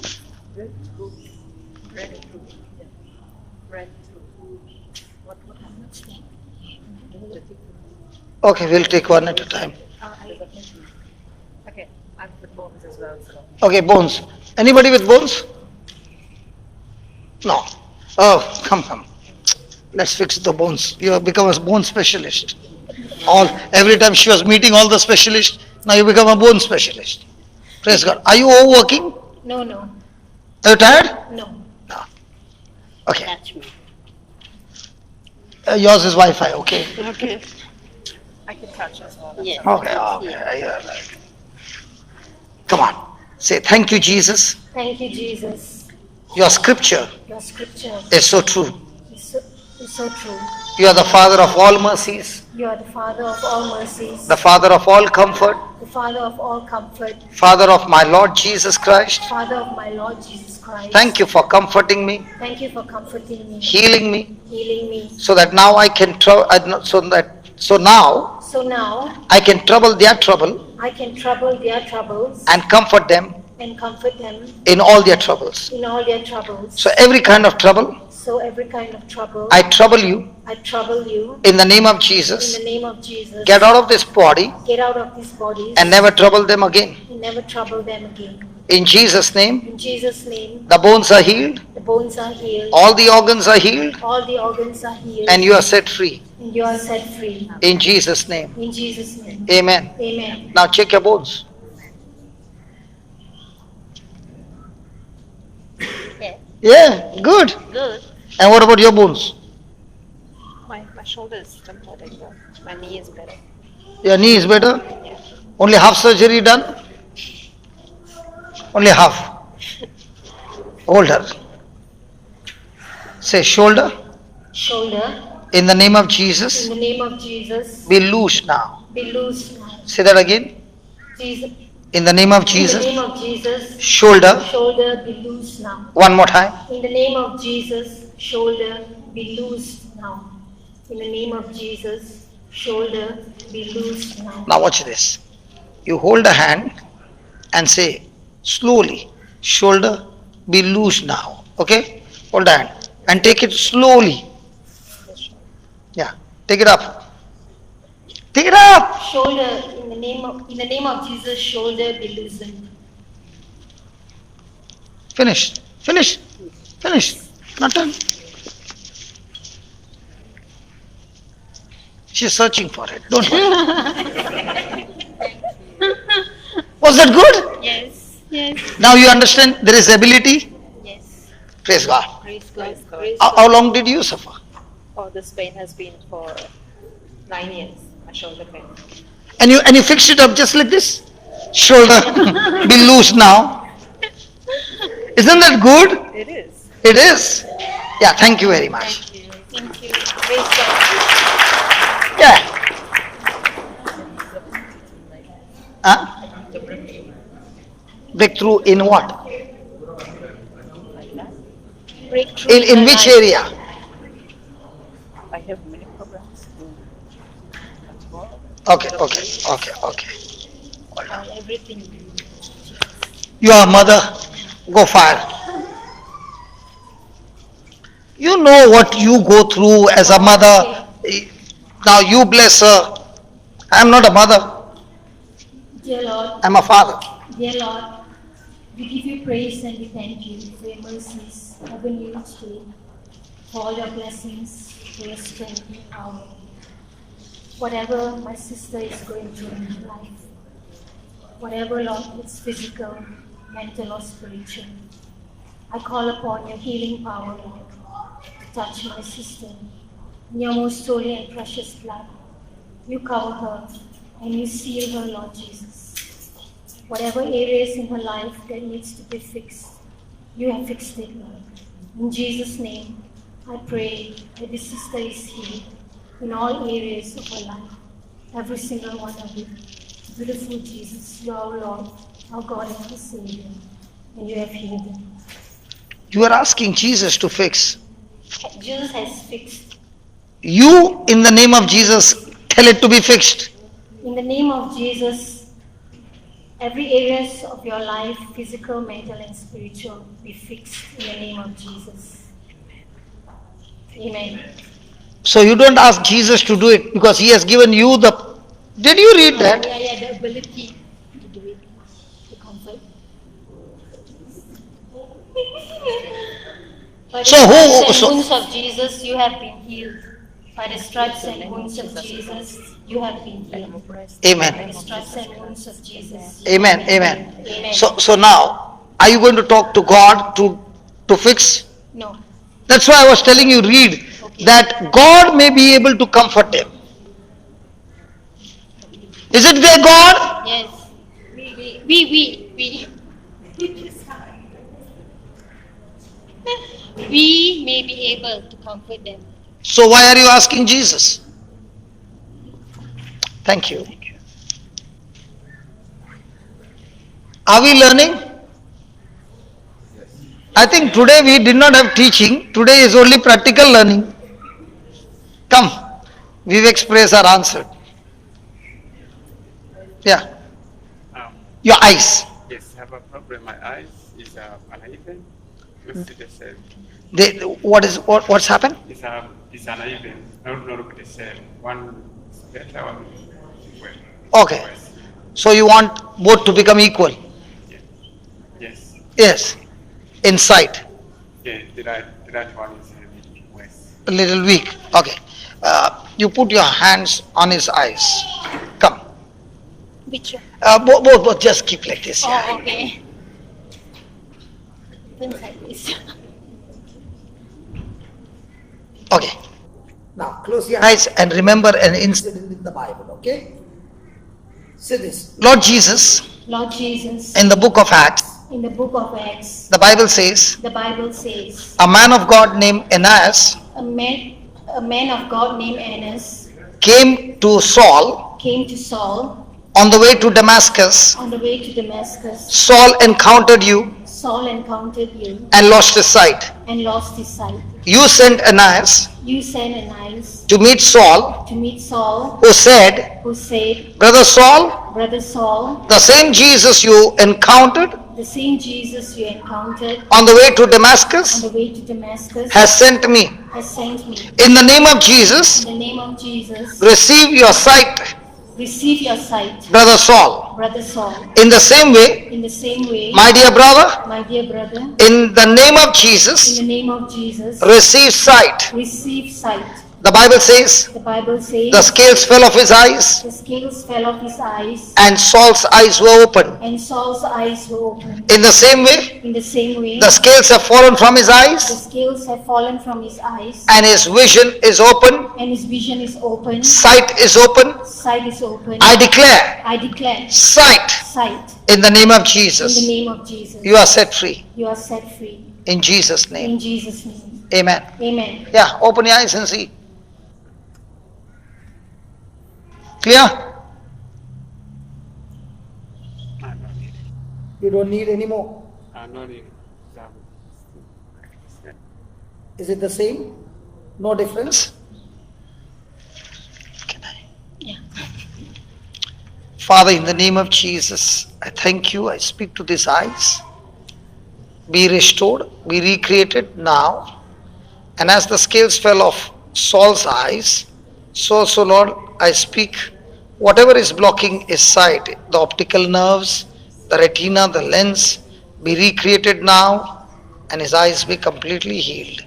In Jesus' name, amen.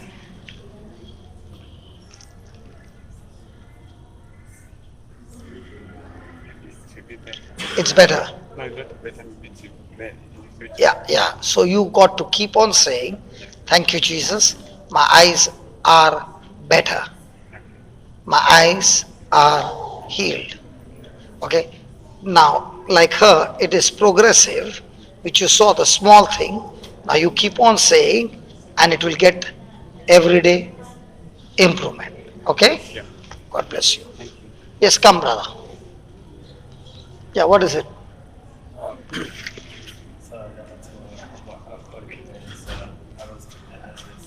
All these Africans, they speak softly only. All. Sorry? Do you all speak softly? You all don't speak loudly? No? Okay.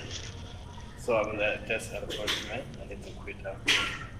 Oh, for the spirit of alcohol? Yeah, Okay. I try to quit it. I'm a specialist in that. Because I run a rehab for the alcoholics and drug addicts. Okay? So I'm not giving her the chance. This is my chance. Father, I thank you that this brother, it is you, O Holy Spirit, who has made him get up from his place and expose the enemy. He hates alcohol, and that's why he has come to say, I want to be free from the slavery of alcohol.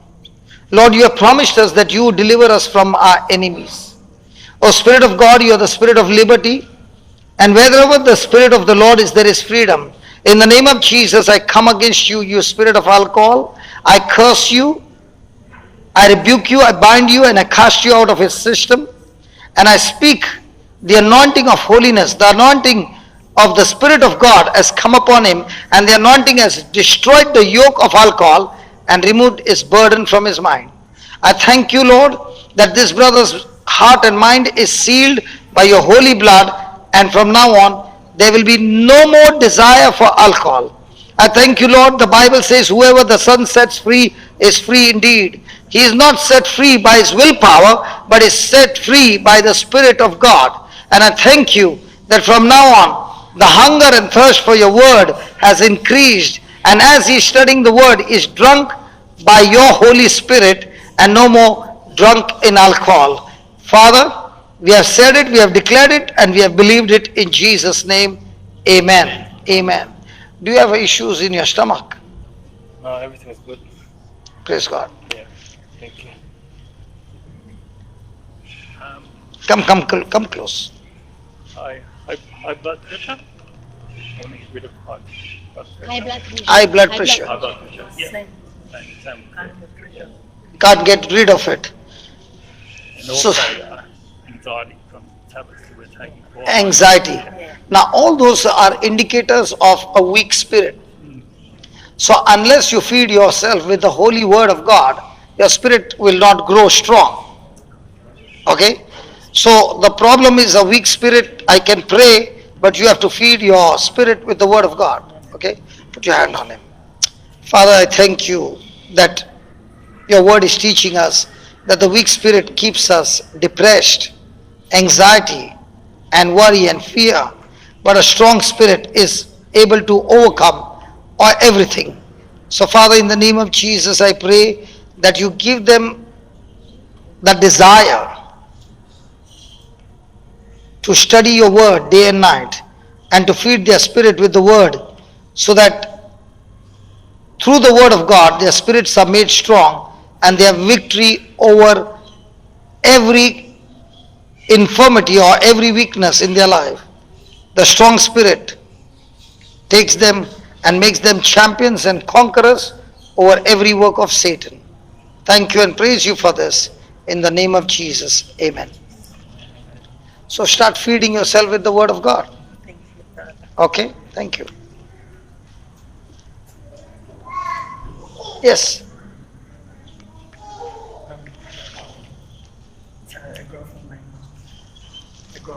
A growth Where?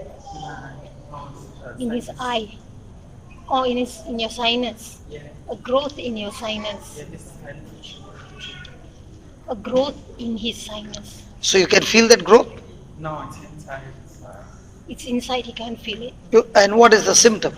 I have difficulties breathing from my nose when I'm sleeping. So you have got a breathing problem. Yeah. So because of that extra growth, if you run, you will have breathlessness. No, it's only at night. It's only at night. Okay. You know the problem. Rebuke it. And I have a surgery next month. That will get cancelled. Come here. You finish that. Yeah. I want your wisdom from God and breakthrough. The Bible says if anyone lacks wisdom, let him ask of God. Okay? And you get wisdom when you feed your spirit with the word of God every day. Okay? So you can go on the YouTube and start listening to more and more teachings. Go ahead. Kill it. Interruption, no? No interruption. You concentrate your client, I'm concentrating my client. In the name of Father, Jesus, in the name of Jesus, I thank you, I growth praise you. in his And I sinus, rebuke this infirmity. I rebuke get that out weakness, O Lord. of his And sinus Lord, I and thank you relieve him, that in your that name he may he be is able to anointed breathe to bring easily. forth In the name breakthroughs of in his Jesus, life. I In the pray name of for Jesus, this. I thank you for In the setting name him of free. Jesus, In I Jesus' name, rebuke you, amen. growth in his Yeah, come. sinus. And I ask you to Jude, be can you transformed finish in those two? Jesus' name. Yeah. We also lift up his I have surgery, Lord a loss Jesus. of memory, Cover him in your most holy and precious blood. lower back And heal pain. him. Okay. Guide the hands Father, of in the the name of surgeons and Jesus, I rebuke this pain. take charge and I take thank you, control Lord, of that the you have surgery. blessed her with the mind of In all of it, Christ. Lord Jesus. And Amen. thank you for In setting her Jesus' name free. we pray. Every pain, leave her body now in Jesus' name. Amen. Check your back. Finished. Now every day, yeah, good. It's not a magic show. Okay. Now every day you are going to say, I have the mind of Christ.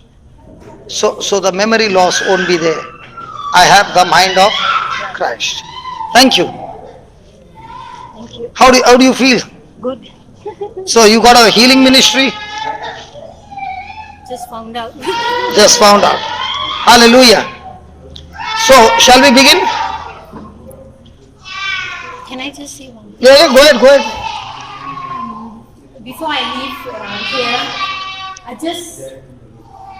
just wanted to thank all my prayer members who have been there for me and my family during the most difficult times in our lives.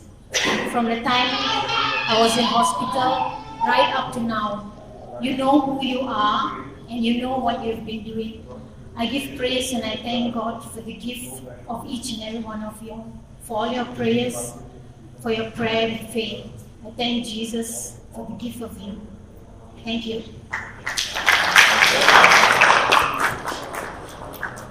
So shall we study the word now? Hallelujah.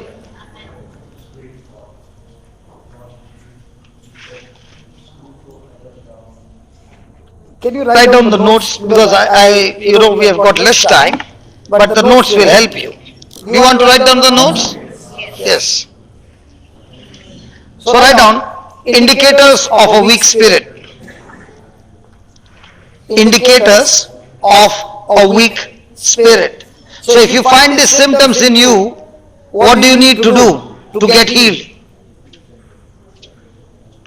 Hello, these are the symptoms. So when you find these symptoms, what do you do? Hello, what do? You feed your spirit with the teaching, with the preaching, with the word of God. So when your spirit becomes strong, these symptoms will be destroyed. I don't think so Sharon ever had a healing ministry like this. Sharon? Sharon.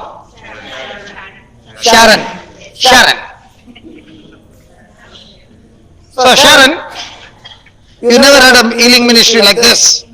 But when I showed you that scripture made your spirit what? Strong. So for your spirit to get strong, you need a scripture. For your spirit to get weak, you need any bad news and allow that bad news to enter inside you. In no time you will be broken.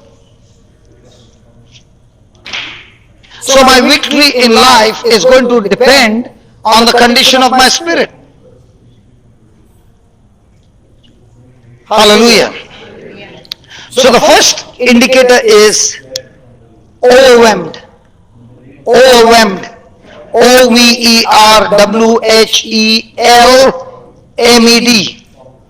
Overwhelmed. Means make much out of little.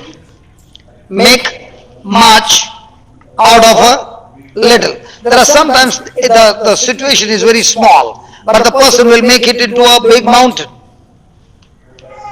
Because that person has magnified. The Bible says magnify the Lord. There are some people who only magnify the problem. Hello? So when you are having a conversation, they don't speak how big the God is, they keep speaking how big their problem is. Why are they speaking that way? Because their spirit is weak. Praise God. Right on. They make mountains out of molehills. Mountains out of molehills. They can't handle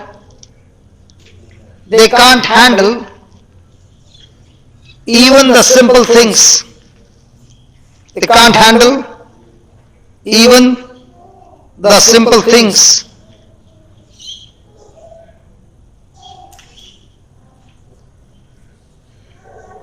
Proverbs 24:10 says, Proverbs 24:10 says,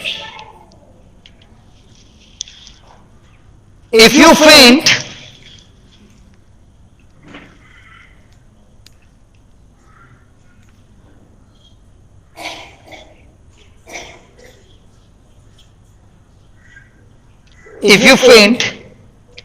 in the day of adversity,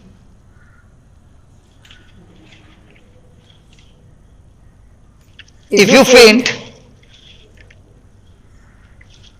in the day of adversity, your strength is small.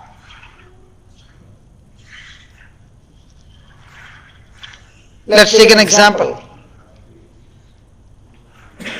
Did Joseph go through a sudden crisis in his life when his brother sold him as a slave? Come on. Did he know that day in the morning that he would be sold as a slave? Did it come suddenly? Now when he was sold as a slave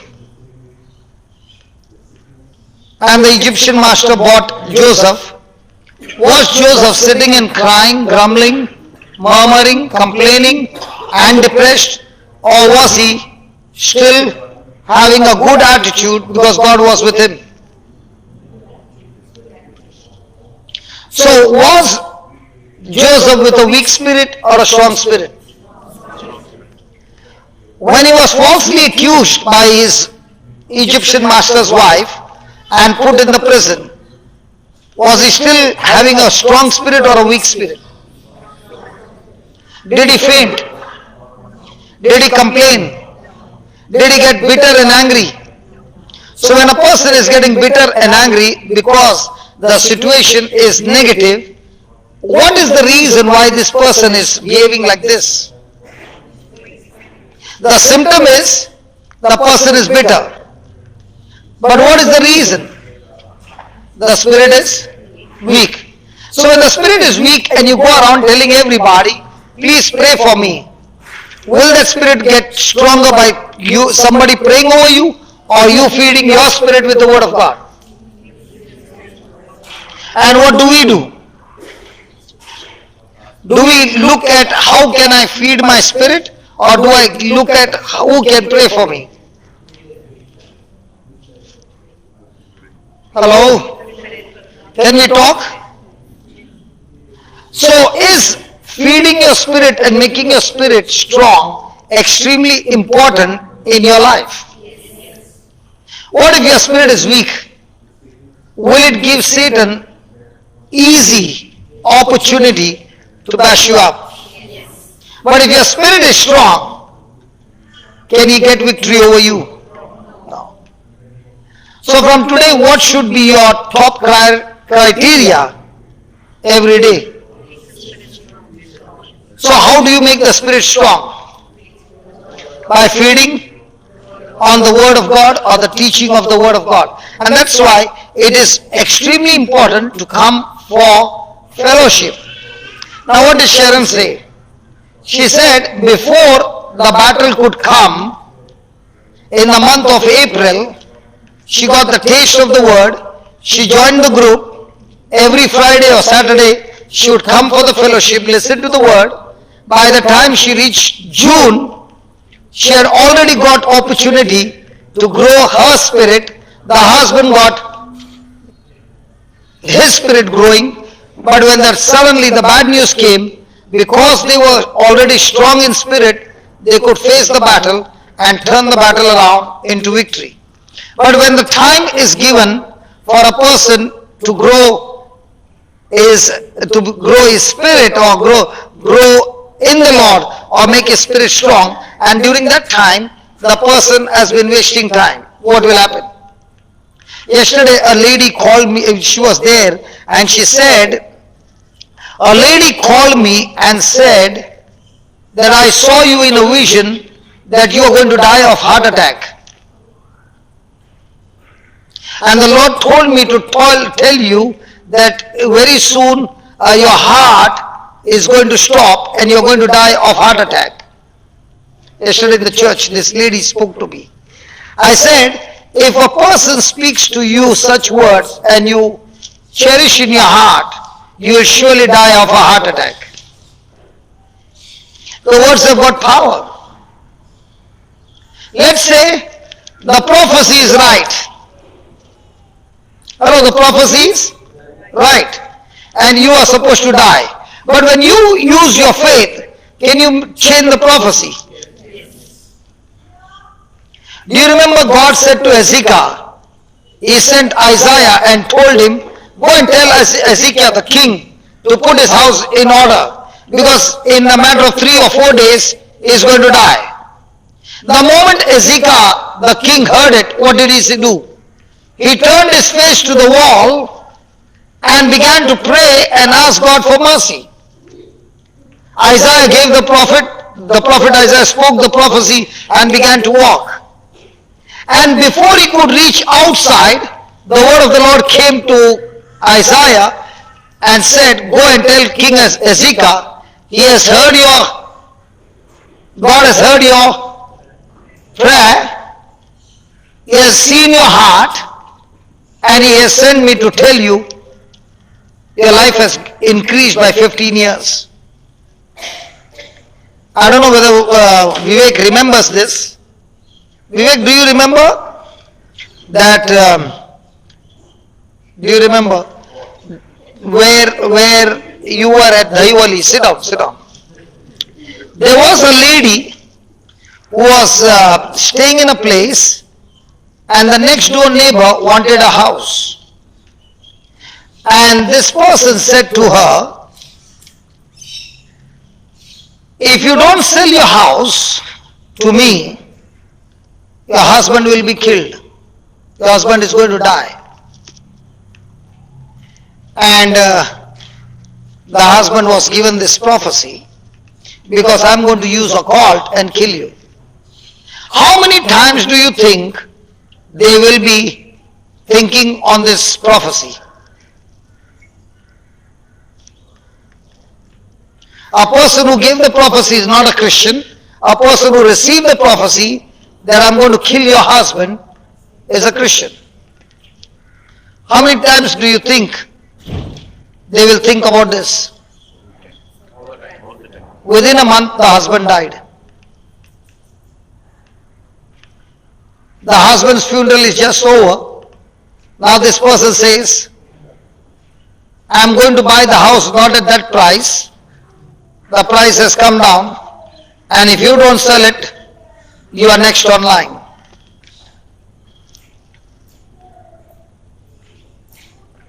So what is she planning now? Now is she full of fear? She's not scared of her death, but she's saying, my children are small, I don't know what to do. And I said, who told you that this person has got power over your life? And I spoke to her the same prophecy about Isaiah going and telling the king Ezekiel, which was a prophecy from God, because God said, I want you to put your house in order. And the Bible said the king Ezekiel repented, and the life was increased. And I said to her, if you believe you are a Christian, you are supposed to cast out demons. And she began to hear the word of God. And the power of God built up her faith. And the next door neighbor came and said, this is the last week. And she told him, whatever you want to do, you do it. But I've got news to tell you. It's coming after you. And she said it with such confidence, the person started getting tortured and he left the house and went away. I could see that lady so many years and I would say, what happened to that prophecy? And I would laugh. And she said, thank God for teaching me the truth.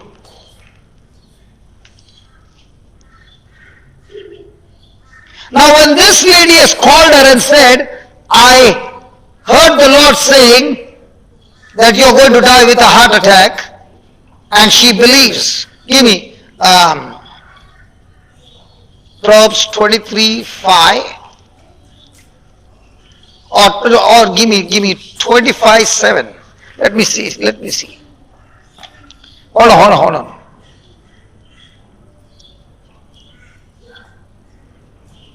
No. 23.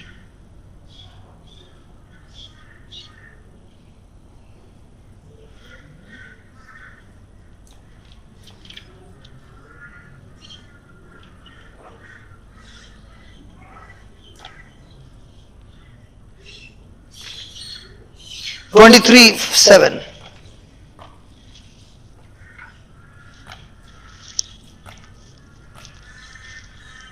Please read it. For as he thinketh or thinks in his heart, so this lady called up and gave the other lady the news that I got a word from God that you are going to die of a heart attack. And she's thinking, what is the Bible saying? As you think in your heart, so are you. Will that prophecy come to pass? But if she is saying, give me Psalms 91.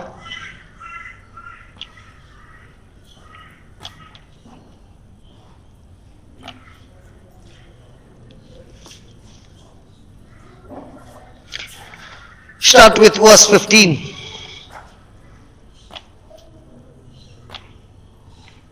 Read it, please. He shall call upon me, and I will answer him. I will be with him in trouble. I will deliver him and honor him. With a small life, come on, next one. With a small life, with a heart attack, will I satisfy you? With a small life. With a small life.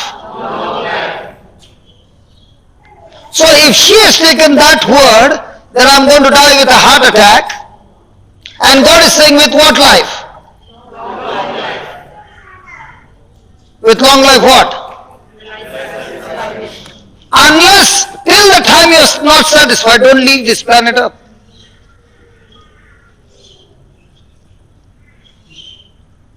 But how many of us take this word and say, Lord, thank you, you have blessed me with long life.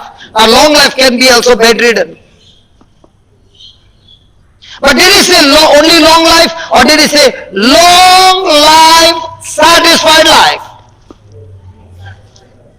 So is a long life on the bed sick a satisfied life? So what did he say? With long life will I satisfy you and show you my salvation. With long life will I satisfy you and show you my healing. I will show you my deliverance. I will show you my prosperity. I will show you my blessing. I will show you my protection. That's what the Lord is saying. And what if this person received a seed from somebody? In my life, when somebody comes and says such kind of prophecies, I say, hey, what you spoke never came from God. It came from the pits of hell. And I'm very, very rough when I get a prophecy like this. I attack it. Don't even bring it anywhere close to me. Curse that prophecy.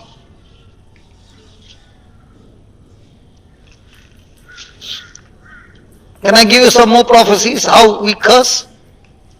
Hello? There was this person who was a drug addict and he was suffering from HIV. And then he got healed of HIV in one of the meetings, and he would sit on my bike and we would go from place to place. And every night in Bombay at 1:45 at the Isar station, he would take a train to go to Naigaon at 1:45 in the morning. So from 12:30 to 1:30, 1:45, we would be at the railway station and we would be studying the word. We would go to ministry and then he would get into the train. Now the previous day, I taught him on Ephesians 1:3. Put that.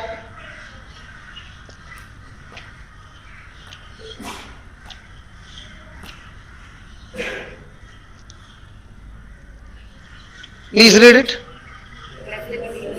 Blessed be the Lord and Father of our Lord Jesus Christ, who will bless us, who will bless us, who will bless us, who will bless us, who will bless us, who will,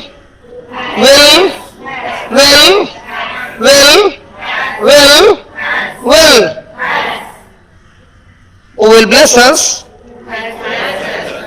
Bless us with what? With some,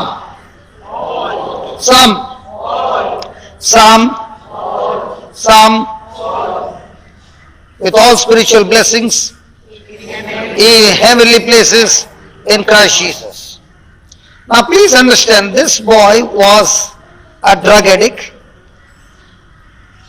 alcoholic, and every person in the community knows. And now he got touched, and he was coming with me and he was seeing the healings, and he said, brother, even I want to learn. I said, if you want to learn, you have to spend 5 rupees every day. He said, okay, I'll spend 5 rupees. What do I need to do? I said, you need to buy glucose biscuit of 5 rupees, a bigger packet. Because you have been a drug addict all your life. You see? Everybody knows you. And if you go and talk to anybody, nobody is going to listen to you because you have been a drug addict. So you take that 5 rupees biscuit and find all the dogs around and start feeding the dogs with the biscuit and become good friends. As you do it the first day, the second day, the third day, they become friends. You know, when they see you, they know this fellow is a biscuit man. In Australia, you don't have stray dogs. But in my country, we got plenty of dogs where there are no owners. You got dogs with owners? We have got dogs who have no owners. Okay? So by third day, the dogs are your friends. Okay? Now start feeding them in some corner where nobody can see you. And now you keep the biscuit, and whatever I preach, you preach to the dogs. The next day he came and said, I did it. Today we had bigger congregation. Praise God. He did it for 1 week. And I said, are you confident now? He said, yes. Now catch the paper wala, doodh wala, jhadu wala, because they are all, the people in the houses will not listen to you. But the milkman will listen, the pawala will listen. And he began to talk to them and pray with them, and the healing began. So I said, are you confident now? He said, yeah. So I said, now your job is to go to church, and where the chapel is, find a person who is crying the most. If he's crying the most, he's got problem the most. And then when the person comes out, share the testimony and say, can you give me a chance to say a small prayer? If it worked with a dudwala who doesn't know Jesus, then will it not work with this person who knows Jesus? Come on, come on, come on. He said, yeah. I said, will you do it? He said, done. So he began to do 1 and 2 and 3, and people started getting healed. So now will he keep quiet? Now he started doing it in his building and here and there, and the news began to go around that he has got gift from God to heal people. So there was a intercession, the core team intercession. And this fellow wants to go in every place, he's just bubbling with joy. Anywhere prayer, I'm also coming. And if anybody is saying, come on, let's pray for the sick, he's the first one. Are you following? So he had no discipline, he just goes out. Praise God. So the intercession was going on, and he was an uninvited person, and he went there. And the leader of the group said, I've got a prophecy, the Lord is saying to me, to tell you, God has not given you the gift to preach, to heal, to deliver. God is saying you are still a baby. You need to grow. So please stop preaching and healing. The moment this lady said that, he started laughing. He started laughing and laughing and laughing, and he said, that's what God said? Wow! And the lady said, what is so wow? He said, because your God and my God are so different. She said, what do you mean your God and my God is so different? I said, if your God told about me that he has not given me the gift, you better change your God. So now she got angry with him. And he said, listen, I will prove to you your God is different from my God. So he opened to Ephesians 1 and he told her to read. And she read it. And he said, isn't your God so different from my God? Because my God told me that he has blessed me with all spiritual blessings, including preaching, including healing, including deliverance. I think it's high time for you to change your God.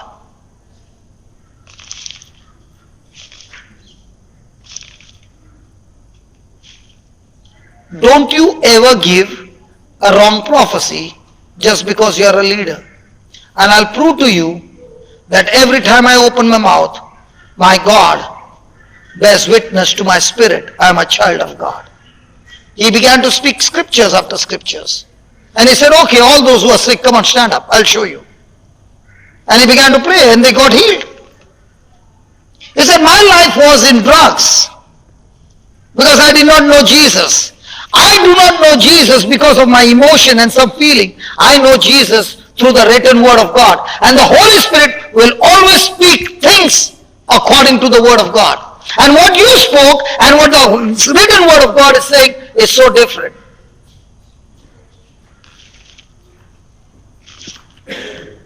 Hello?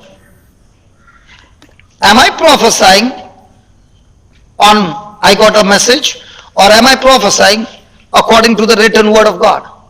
Because that written word of God can never fail.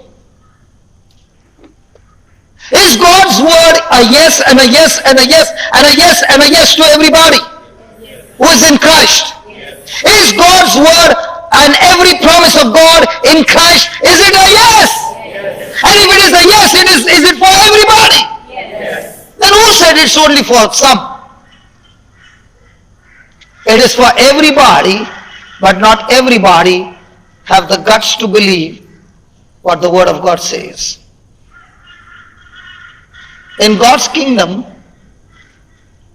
you can speak with human wisdom the whole day and there will be no demonstration. That's why Paul said, I'm not come to preach to you with some human wisdom, but I've come to preach with a demonstration of his word. Demonstration of the Spirit of God. Hello? How many preachers do you find who opens the Bible And before they close the Bible, they say, Lord, I've done my part. Now it's your turn to confirm the word. Do you know what happens? When the preacher who has preached the message and he himself is not sure of confirming or enforcing the word into action, he himself has got unbelief. Can he call people for a demonstration? So the Bible says, as a man thinks in his heart, so is he. So the problem is with the seed or the problem is with the soil? The seed is the word, the soil is the condition of your heart. If your heart is full of unbelief, will you ever see demonstration? Your heart is agreeing to the seed. Now will there be a demonstration?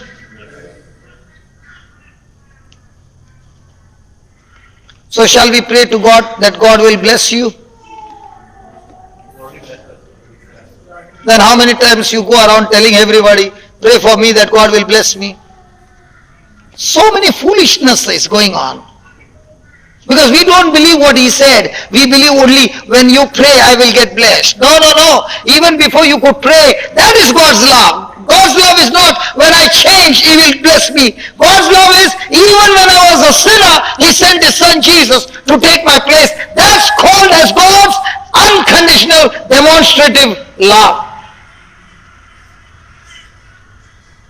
And when I began to dig into the Bible and I found that, I said, God, I don't want to be in the group. Caleb and Joshua were the two and the whole Israel on the other side. In the world, majority wins. In God's kingdom, the person of faith always wins. Majority doesn't win. The whole community can be on one side and a man can be on one side with the word of God. He will surely win. If you don't believe, what about Jesus? If you don't believe, what about Paul? What about Peter and James and John and the apostles and the early church? Imagine Peter and John are being bashed up for healing a crippled man. And who's bashing them? The Pharisees. Did they change their faith? Did they change their belief? They said, whom should we obey? You? Or the one who is our creator? Hallelujah. Praise the Lord. Should I stop? Praise the Lord. Huh? You know why? Because your spirit is getting good food. See, the healing session is good. You can have a healing every day, but the church will not grow. How many of you believe miracles can grow faith?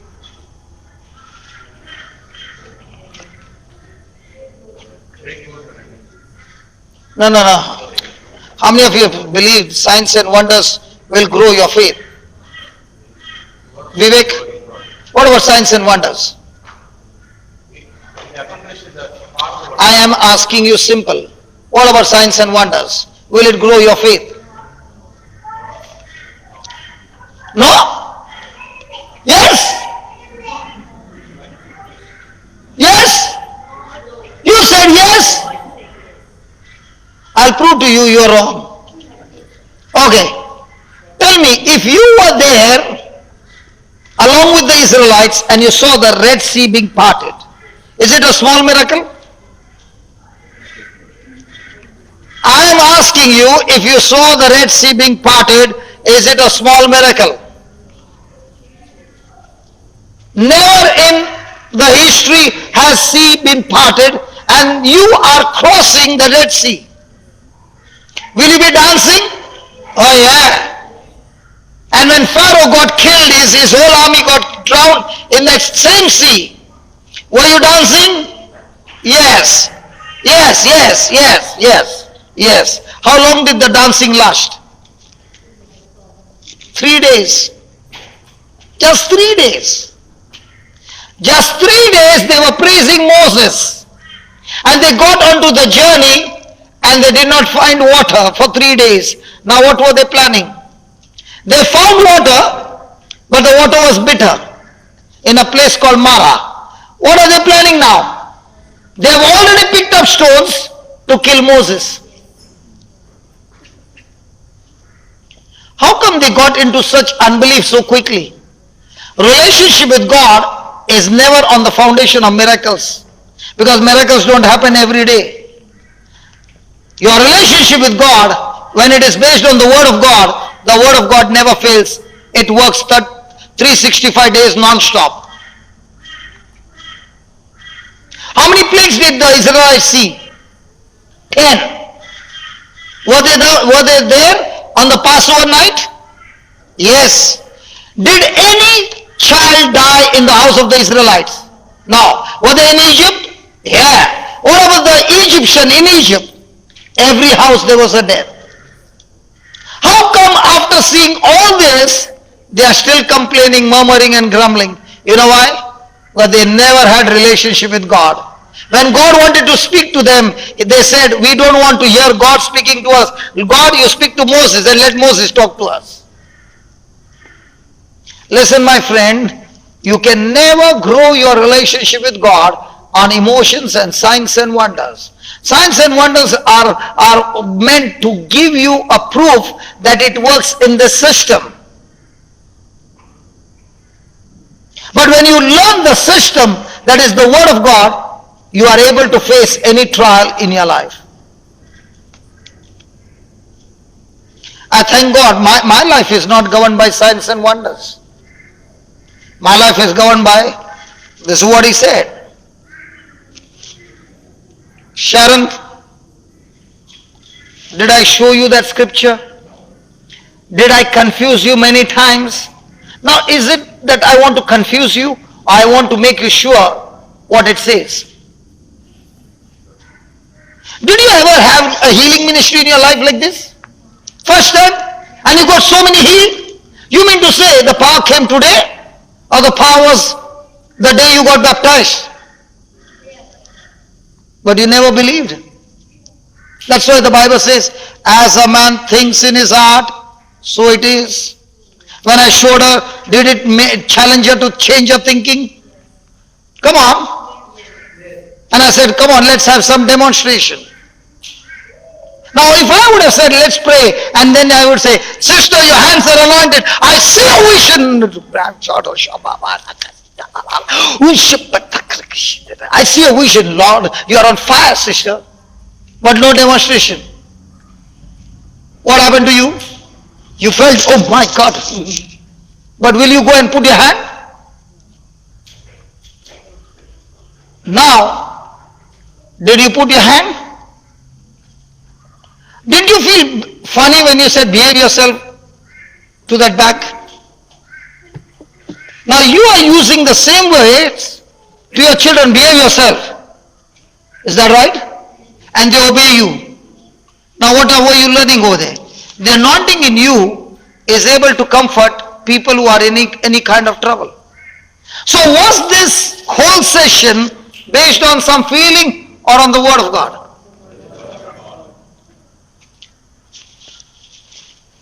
How long you had that imbalance? Probably about a year. A year. Now, she only touched you, no? How come everything got balanced and your confidence was so good at the end that you turned? Were you doing that before?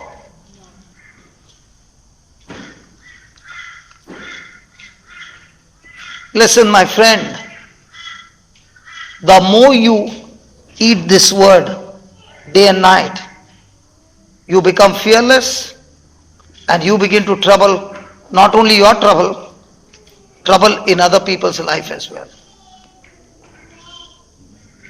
You become a problem solver. How? Because the anointing in you will make you work like Jesus.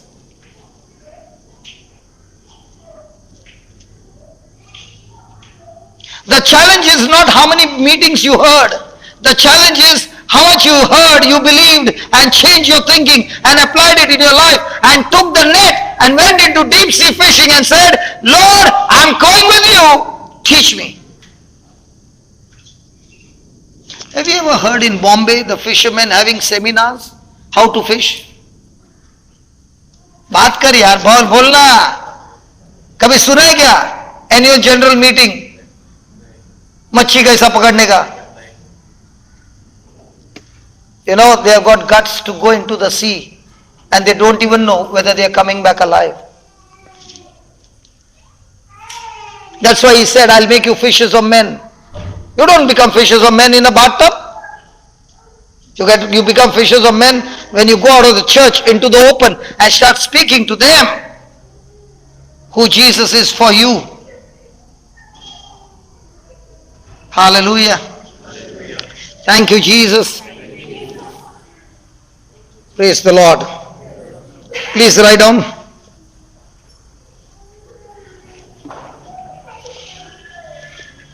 If I faint in a crisis, if I faint in a crisis, I am weak.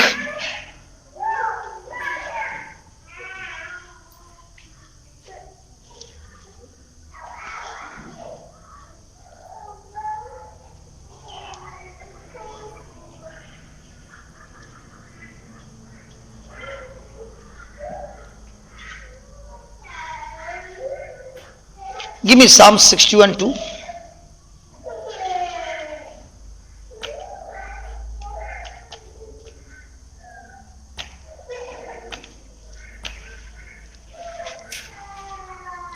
Please read this.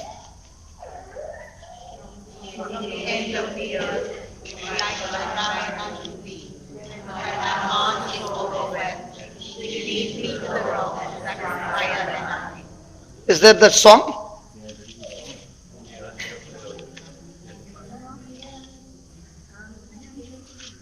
Is it a scripture? So when your heart is overwhelmed, how to come out of it? What is he praying? Lord, lead me to the... Who is that rock? So when you are overwhelmed, can you be free from being overwhelmed? What is overwhelmed? When you make a small thing into a mountain.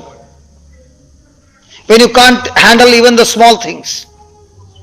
So when you're going through that, what should be your prayer?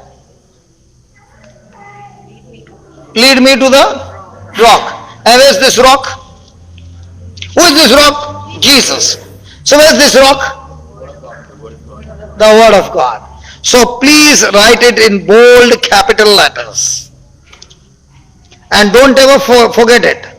The solution for being to overcome being overwhelmed.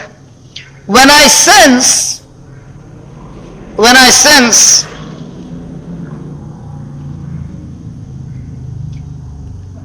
I am being overwhelmed, when I sense I am being overwhelmed or overcome,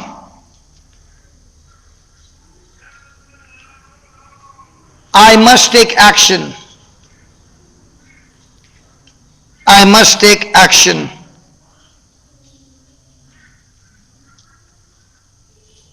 Get into the Word of God. What is my action? Get into the Word of God.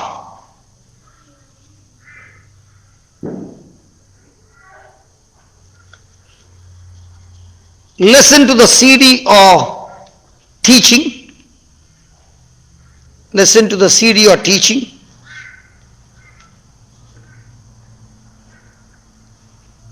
Go to church, prayer service.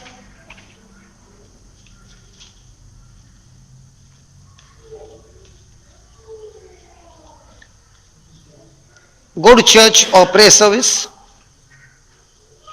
Ask someone to pray with you, prayer of faith and agreement. Ask someone to pray with you, A prayer of faith or a prayer of agreement?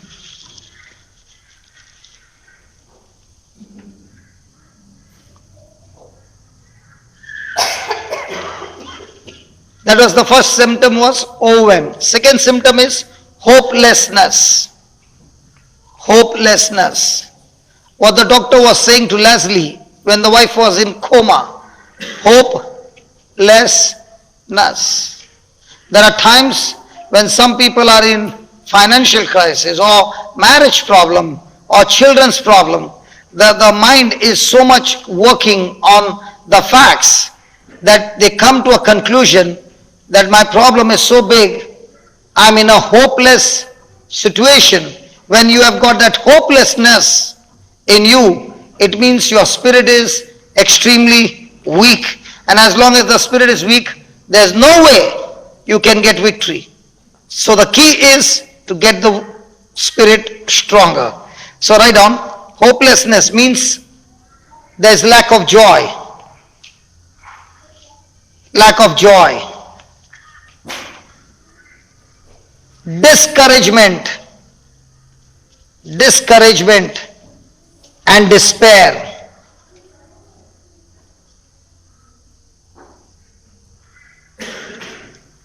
Desire to quit.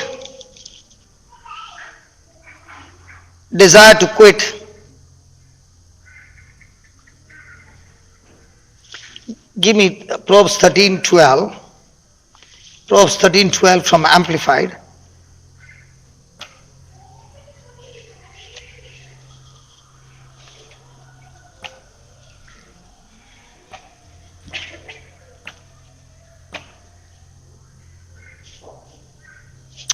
Read it. Hope deferred makes the, now what's that heart? Your spirit, sick.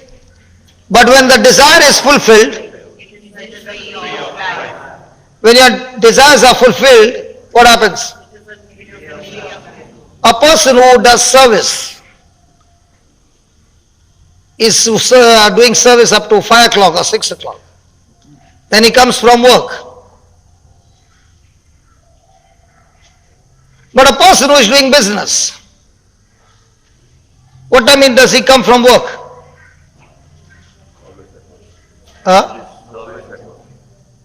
He's always in the office, doesn't come home. Why is it so different between a serviceman and a businessman? That is his own. And the service? So what's the difference between a person doing business and a person doing service? He's working for somebody, whereas in the business he's working for himself. That's all?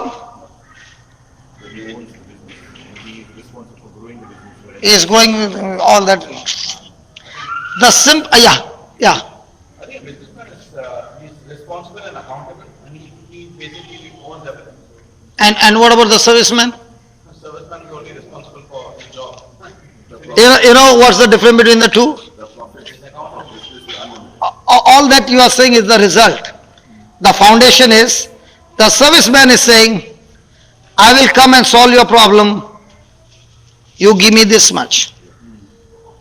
Businessman is saying, only if I am able to solve your problem, then only you pay me. If I am doing business, is my income fixed? Only when I solve the problem, my income will be coming. What about the serviceman? Company's profit or loss? Mera meter chalo.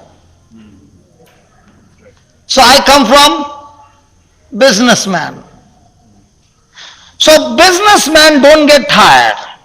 Why? You get tired because after 1 month you will get the same salary. You do fast work, slow work, you will get that much only. What about the businessman? The more problems I solve, the more I earn. So does the businessman get tired? No, because when the money is coming, he never gets tired. Because the serviceman will go to sleep. Businessman is still doing business in his sleep. Tomorrow I have to do this, so many things. Are you following? In the same way, when a person has got some hope, and that hope is saying, coming, but doesn't come, does he get into hopelessness? You are believing for a healing, and you were so excited that you would get the healing, and the healing never came. Now, do you have the same faith? No. Now what happened? You want to quit now. Forget it, yaar. It's not working. But what about the person when the desire is fulfilled? Today, how long prayers did you pray, Sharon? 3 lines, 4 lines, 6 lines, 8 lines. Did you get all the line clear? Did you ever think this few lines can get everything cleared? Because you came from a system.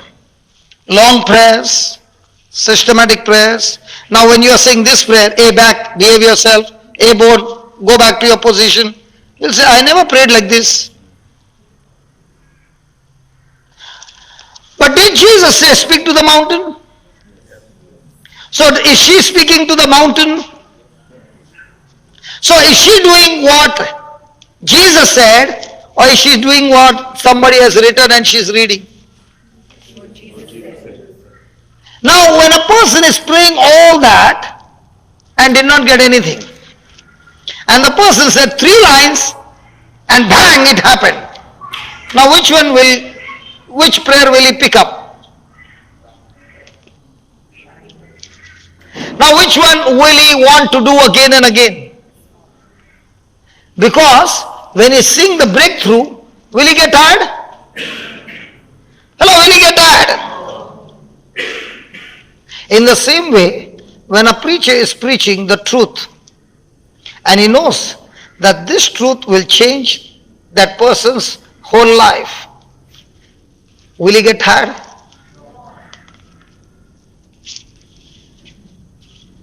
He's saying the more the overtime, the more I can bash up the devil.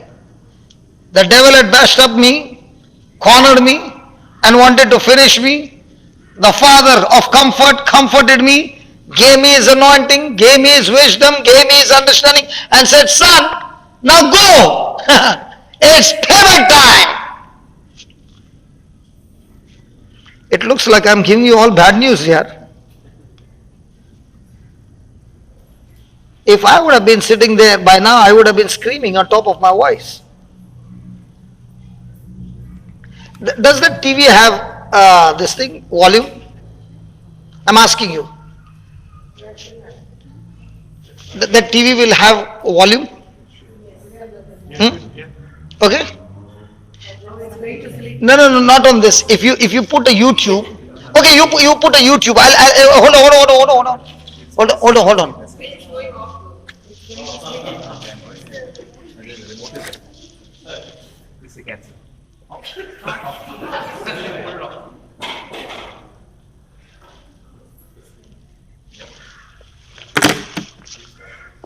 Now, am I worried about the sleep mode?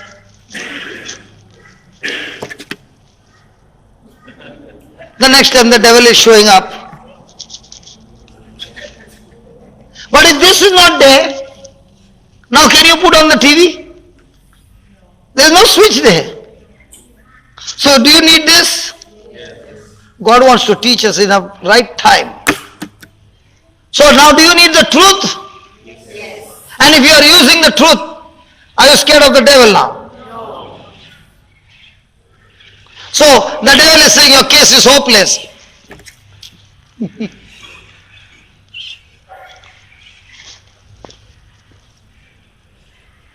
What happened behind? Tell me what happened behind?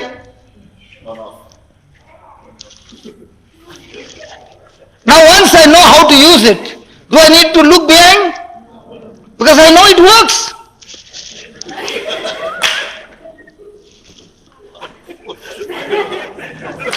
Listen, I'm trying to show you, my friend. Listen, when I know how it works, I don't even have to look behind. Is it working? Now, can you see anything going from here to there? It is not visible to your eyes, but there are infrared signal. In the same way, when you open your mouth and you speak God's word, you can't see the word, but there is God's signal connecting to the Holy Ghost and it's getting into action.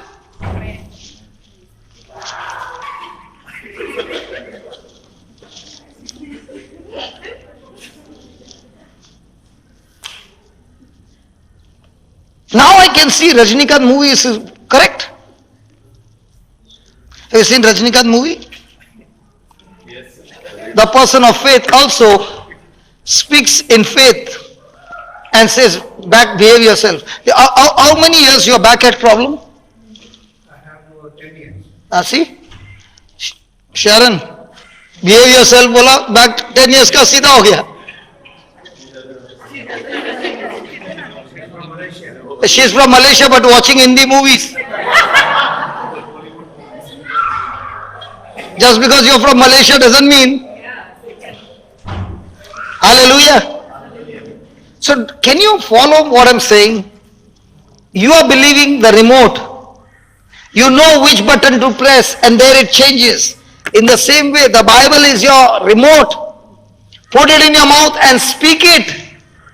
Think in your heart and speak it. It will get the job done. Thanks for the Lord for the remote. Hallelujah. Proverbs 15:13.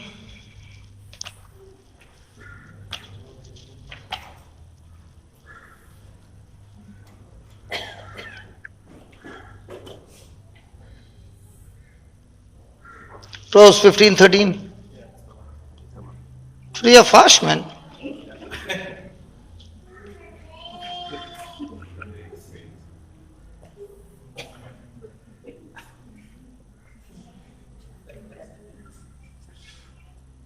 Good.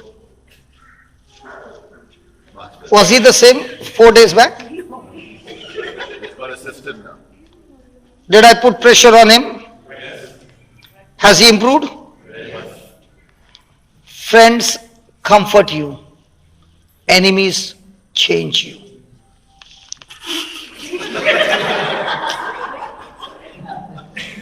See, if you are with your friends and he makes a mistake, what will you say? It's okay. But if you got a boss who is really tough, the tough boss will change you. And when he's putting pressure, you will sit and cry and you will get angry and angry. But you remain with that boss for 2 years. Will your condition be the same in these 2 years? He has squeezed every weakness out of you and he has increased your capacity and your potential that you did not know yourself.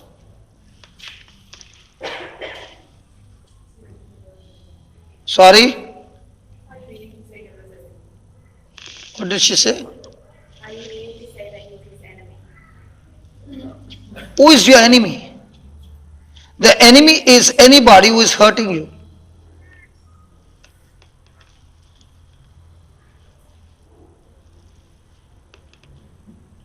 If I'm putting pressure on him, and if he doesn't change, is the pressure going to come more?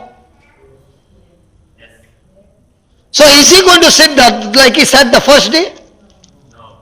Why did he change his position the second day? The pressure was too much. Because if I don't change my position, the result will be the same. I never told him to change. But if he wants the result to change, he needs to change the position. Today is sitting so close. Can you see the difference? Hello, can you see the difference? But the good thing about him is, in spite of the pressure, he did not allow the pressure to have a hold on his life. He said, Lord, I'm not working for him, I'm working for you.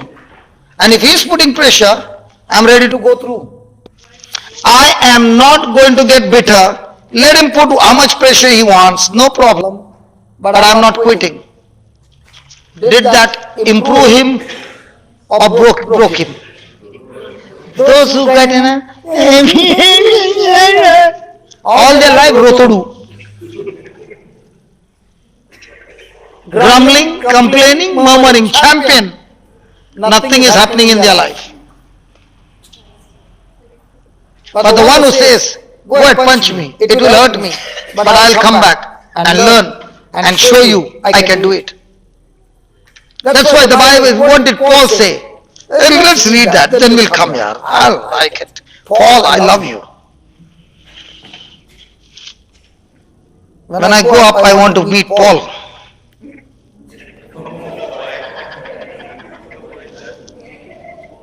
Because he was an amazing man. I want to meet Caleb. You know why Caleb? Because when he went to spy the land, he was 40. And because of this, Israelites grumbling and murmuring, poor fellow had to roam in the desert for 40 years. And then they began to get victory, and another 5 years went. And now they came to the same place where they had spied. And you know what Caleb is saying to Joshua? Do you remember you and I had gone to this land and there are giants?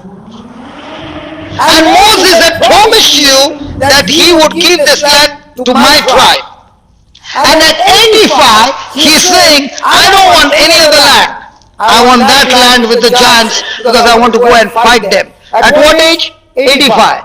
And that time, at least the Israelites were there who had fought the battle. This time, they are all dead and their children are alive.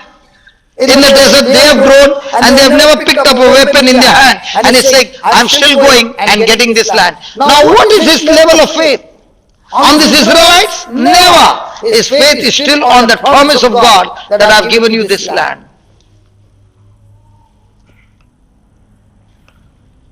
When you meet such people in the Bible, you are always looking for a time will come when I'm going to meet them. Hallelujah. Thank you, Jesus. Okay, put that. Philippians chapter 4, verse 11. Okay, let's start with 10.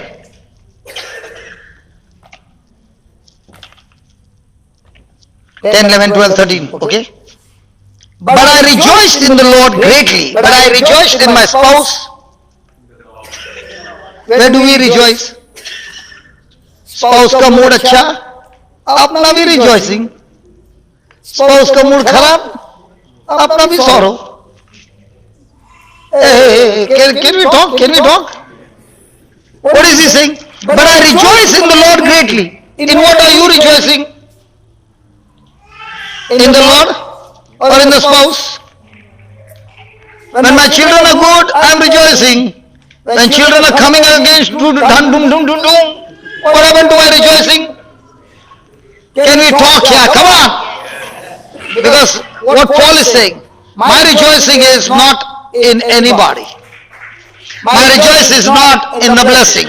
My rejoicing is not in the ministry. My rejoicing is in the source. His name is Jesus.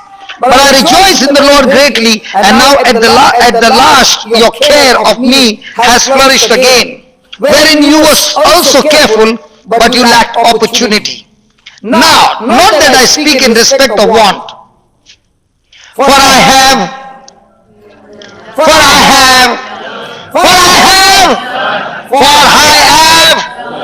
Who is saying? St. Paul is saying. What is he saying? I have learned. And what are you saying? Pray over me. You have learned, you pray over me and keep your learning for yourself. But the blessings come on me. Why don't you try this? Somebody buys a new car, goes to the person who is driving car and say, pray over me so that I can drive this car for the first time. I've never driven in my life. But when you pray over me, I will drive the car. Do they give license like that? Somebody came and told me, brother, I need a license. I said, have you gone to the training school? That person said, why? Because if I pray and they give you the license, you will die. And you will take so many others also. Because if you are not learned, will you cause accident? So, do we need to learn the system or tell everybody pray for me? Now what is Paul saying? Not that I speak in respect of want, I have learned what?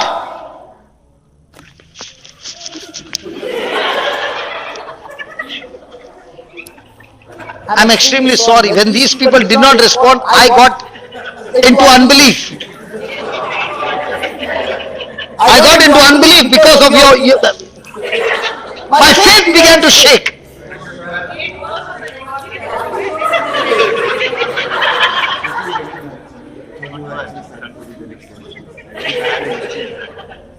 Because when I did not see the response here, I said something is wrong behind. Okay. Let's read it again. Listen. This is the key for your victory. This is the key. Read it. Not that I speak in respect of want, for I have what? In whatsoever state I am, therewith to be. Are we content people? Are we people of content? Hello, are we people of content? Or are we all the time?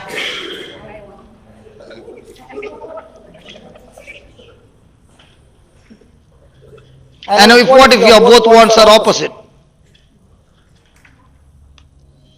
Don't look at him. Talk to me. Then what? Then they cry. So where is our problem? We are not content. And most of the time what we want to desire, we work all our life, and when we want to fulfill our dream and the dream is fulfilled, then we begin to realize this is not what God had purposed in my life.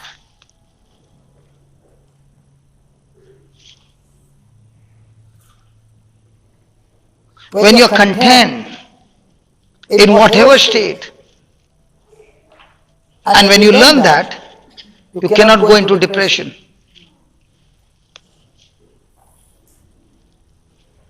You can't go into bitterness, offense.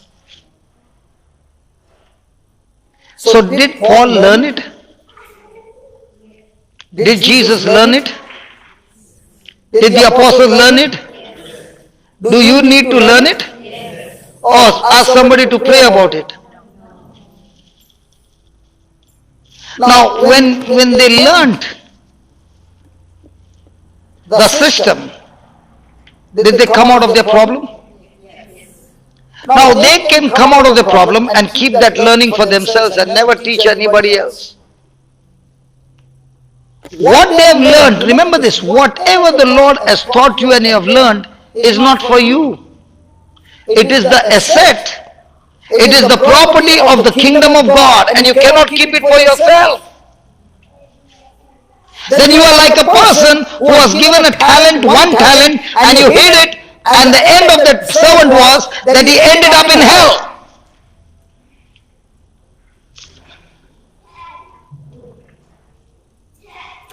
Whatever God is teaching me and I learn it, I will stand on a rooftop and tell everybody. Why? Because it's not mine. It is the right of every child of God, because it is the inheritance of the kingdom of God. And when Paul learned it, he did not keep it for himself. Before he could leave this planet Earth, he wrote it, he is dead. But what he is writing, I can learn it even today. Instead of going and sharing what we have learned from the kingdom, what we need to go and share is what we learn from the kingdom of darkness, and like infection, we spread it to people who have got faith and in the church, and now everybody has learned the world system and not the kingdom system. So is there going to be learning? So every Friday when you come, are you coming for some entertainment fellowship, or are you coming for some learning? And if you are learning, like God gave them 3 or 4 months before the attack could begin, is there going to be an attack? 100%. But I am not doing anything wrong. Yeah, the apostles also did not do anything wrong. When Jesus said, let's go to the other side, the storm came after them. They had obeyed Jesus, but yet the storm came. Will the storm come? Yeah, because you have got an enemy who hates you. But if you learn it, when he comes, you are ready to take the battle. Amen? I know, come on, read that next one. I know both how to be abased and I know how to be abound. Everywhere and in all things,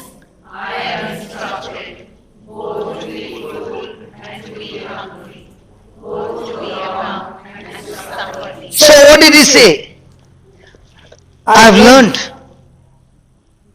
to be full and to be empty. In everywhere and in all things, I am what? So every time you come to God and you say, God, I need a breakthrough, what is God going to tell you? Are you willing to follow my instructions? If these people had not followed the instructions, I guarantee you, she wouldn't have been where she is now. So whenever you come to God and you say, God, I need a miracle, what's the next line? Are you willing to follow my instruction? That's all. And if now I'm not ready to follow his instruction, and I'm following the instruction of the lies of the devil, and I'm all with worry and fear, now, can I get victory? Let it be recorded, Nikki. Listen to it again. 10 years, you were taught wrong, and you followed that instruction. Now you are learning the truth. Please, I beg you, day and night, feed your spirit with the word of God. And when you feed, write down the points. What are the things I am instructed to do? And just follow the instruction. And when you follow the instruction, remember, the Holy Spirit in you is the one who will strengthen you. And I know without a doubt, baby, you are coming back with the head of Goliath. And when she comes with the head of Goliath, is it now a system for everybody who can cut their own Goliath? If this baby can cut it, is it the same system for everybody? Come on, every one of us have got one or other Goliath in their life. So it's time now for the church to learn the system. Hallelujah. I am instructed both to be full and to be hungry, both to abound and to suffer need. Now he says, because I've learned and I'm following his instruction, he is saying, I can do. How? Praise God. Come on, Vivek, say the closing prayer. He has been praying really hard.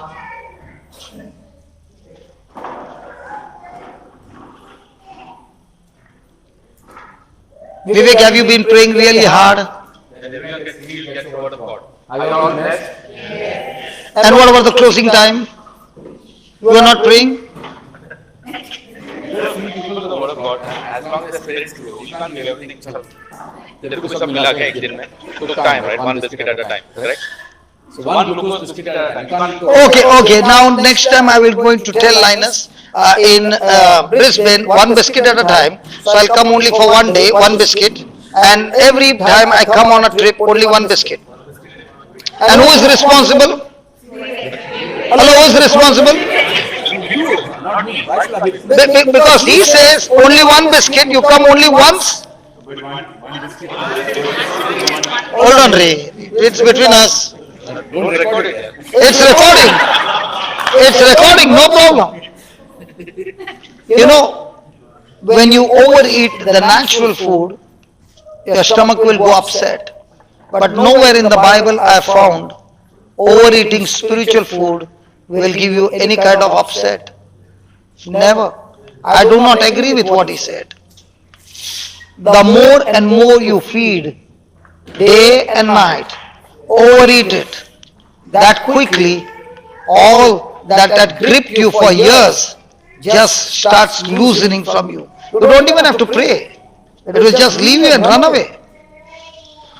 Okay, I agree with you. Come on. Let's do a prayer. Heavenly Father, we thank and praise you for this wonderful 4 days of the retreat, where the Word of God has touched us, moved us, and changed our lives, Lord. And as Brother has taught us the Word in such a simple and such a practical way, that we can pray over anyone now, and the power is within our well, and we need to draw the water from our well, and not tell other people, pray for me, pray for me, pray for me. It's all about, Lord, can I have another partner who can agree with me? Because as it said in Matthew chapter 18 verse 18, whatever you bless on this earth shall be blessed, whatever you loosen on earth shall be loosened. Okay, whatever you bind on earth shall be bound, whatever you loosen on earth shall be loosened. And where 2 or 3 are gathered in my name, there I am in the midst. So when we agree and pray, we believe God's word. He says, whatever you ask of me, it will be done for you. So Lord, if our spirits are weak, we go, just as Brother has taught us, to someone who's strong, sit in agreement rather than ask someone to pray for us. That is what I learned, and that's such a powerful thing rather than say, pray for me.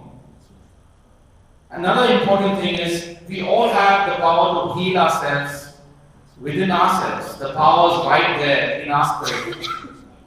And as 1 Thessalonians 5:23 says, we are in 3 different parts, body, soul and spirit. And that teaching was so powerful that the Spirit of God speaks and connects with our spirit.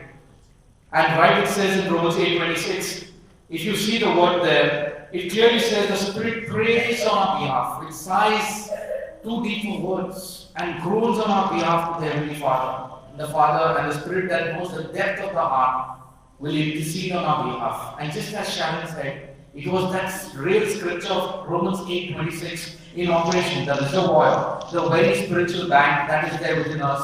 The Spirit searches for the scriptures in our heart. And as Brother says, we need to fill our bank account, the spiritual bank account, with scriptures and start using them in our daily life the way we speak.